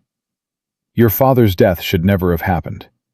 No amount of policy changes can bring him back. But I promise you, his story matters. It's part of why I do what I do. And when you become an engineer, when you start saving lives yourself, you'll be honoring his memory in the most important way possible. If you ever need anything, recommendation letters, internship opportunities, someone to talk to, I'm here. The response came quickly. "Thank you. That means everything." Marcus sat in the darkness for a long time, listening to the waves and thinking about Daniel Torres, a man who went to work one day and never came home, whose children had grown up without a father, whose death had been filed away as a statistic, a line item in an OSHA report that nobody read.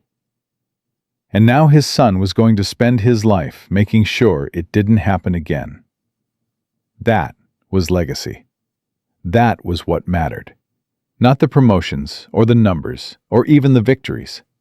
The lives that continued rippling outward, changing and growing and becoming something new.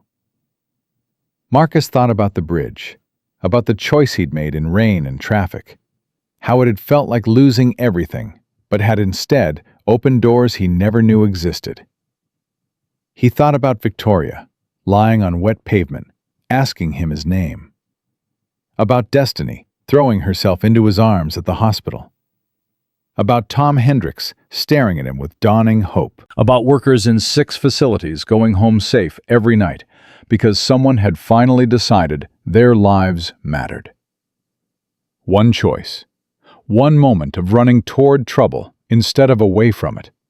And everything that followed, the good and the bad, the victories and the costs, the moments of triumph and the nights of doubt, had flowed from that single decision. His phone buzzed again. This time, Destiny. "Daddy, I can't sleep. Can we look at stars together?" Marcus smiled and went inside. They sat on the deck, wrapped in blankets, Destiny pointing out constellations she'd learned in school, while Marcus pretended he could see them too. "Daddy?" Her voice was sleepy. "What are you thinking about?" "The future." "What about it?"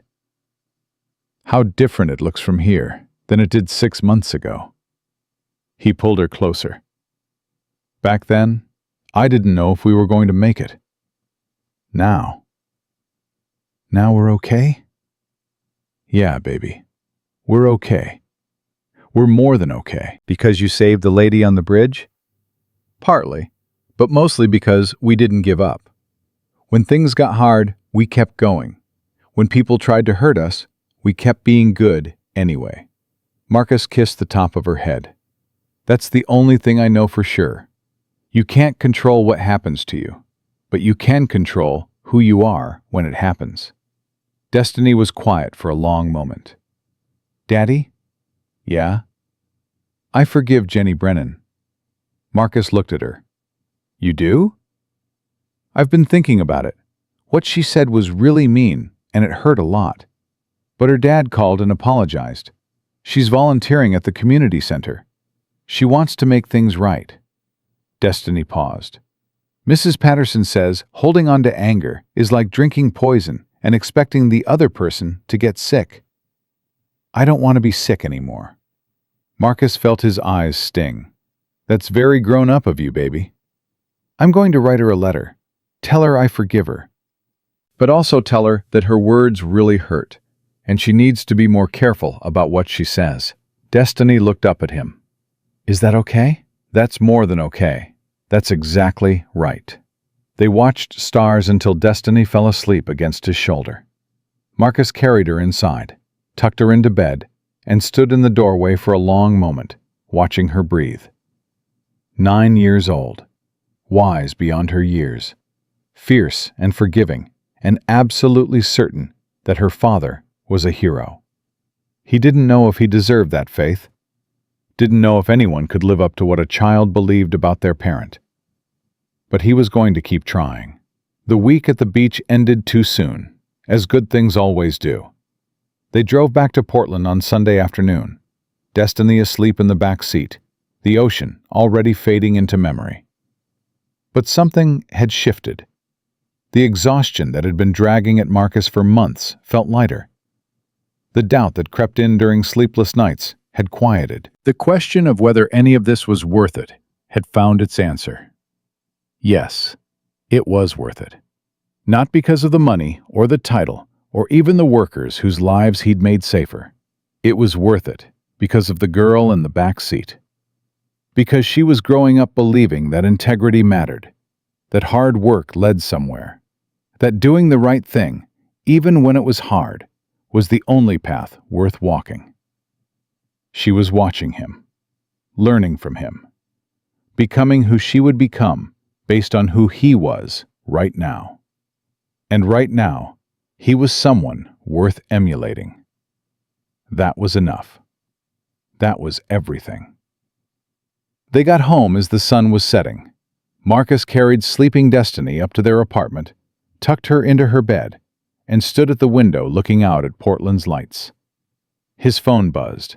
A final text from Victoria. "Welcome back. Hope you're rested. The board meeting Tuesday is going to be interesting. They want to discuss expanding our model to European facilities. More workers. More lives that could be made safer." 6 months ago, Marcus Williams had been drowning. Desperate. Invisible. One more struggling single parent the world looked past. Now he was reshaping how a major corporation thought about its workers. Proving that profit and humanity weren't opposites. Building something that would outlast him. He looked at Destiny's essay, framed now and hanging on the wall. "My dad taught me that being brave isn't about not being scared. It's about doing what's right, even when you are scared." Marcus thought about the bridge, about the rain and the traffic, and the choice that had changed everything. He hadn't known, in that moment, what running toward trouble would cost him, what it would give him, how it would reshape his entire life. He'd just seen someone in danger and moved. That was all. That was everything. Some people spent their whole lives wondering what they were meant to do. Marcus had found his answer in the space between seeing someone who needed help and deciding to help them. The rest, the job, the money, the respect, the meaning, had simply been the inevitable result of staying true to that first instinct. He walked to Destiny's room and stood in her doorway, watching her sleep. His daughter, his reason, his legacy in human form. She stirred slightly, mumbling something about stars and sand dollars. "I love you, baby," Marcus whispered. "And I promise, I'm going to keep being the hero you wrote about. Every single day." He closed her door gently and walked back to the living room. Tomorrow would bring new challenges, new battles, new opportunities to prove that one person could make a difference. But tonight, he was exactly where he needed to be. Home. Safe. At peace.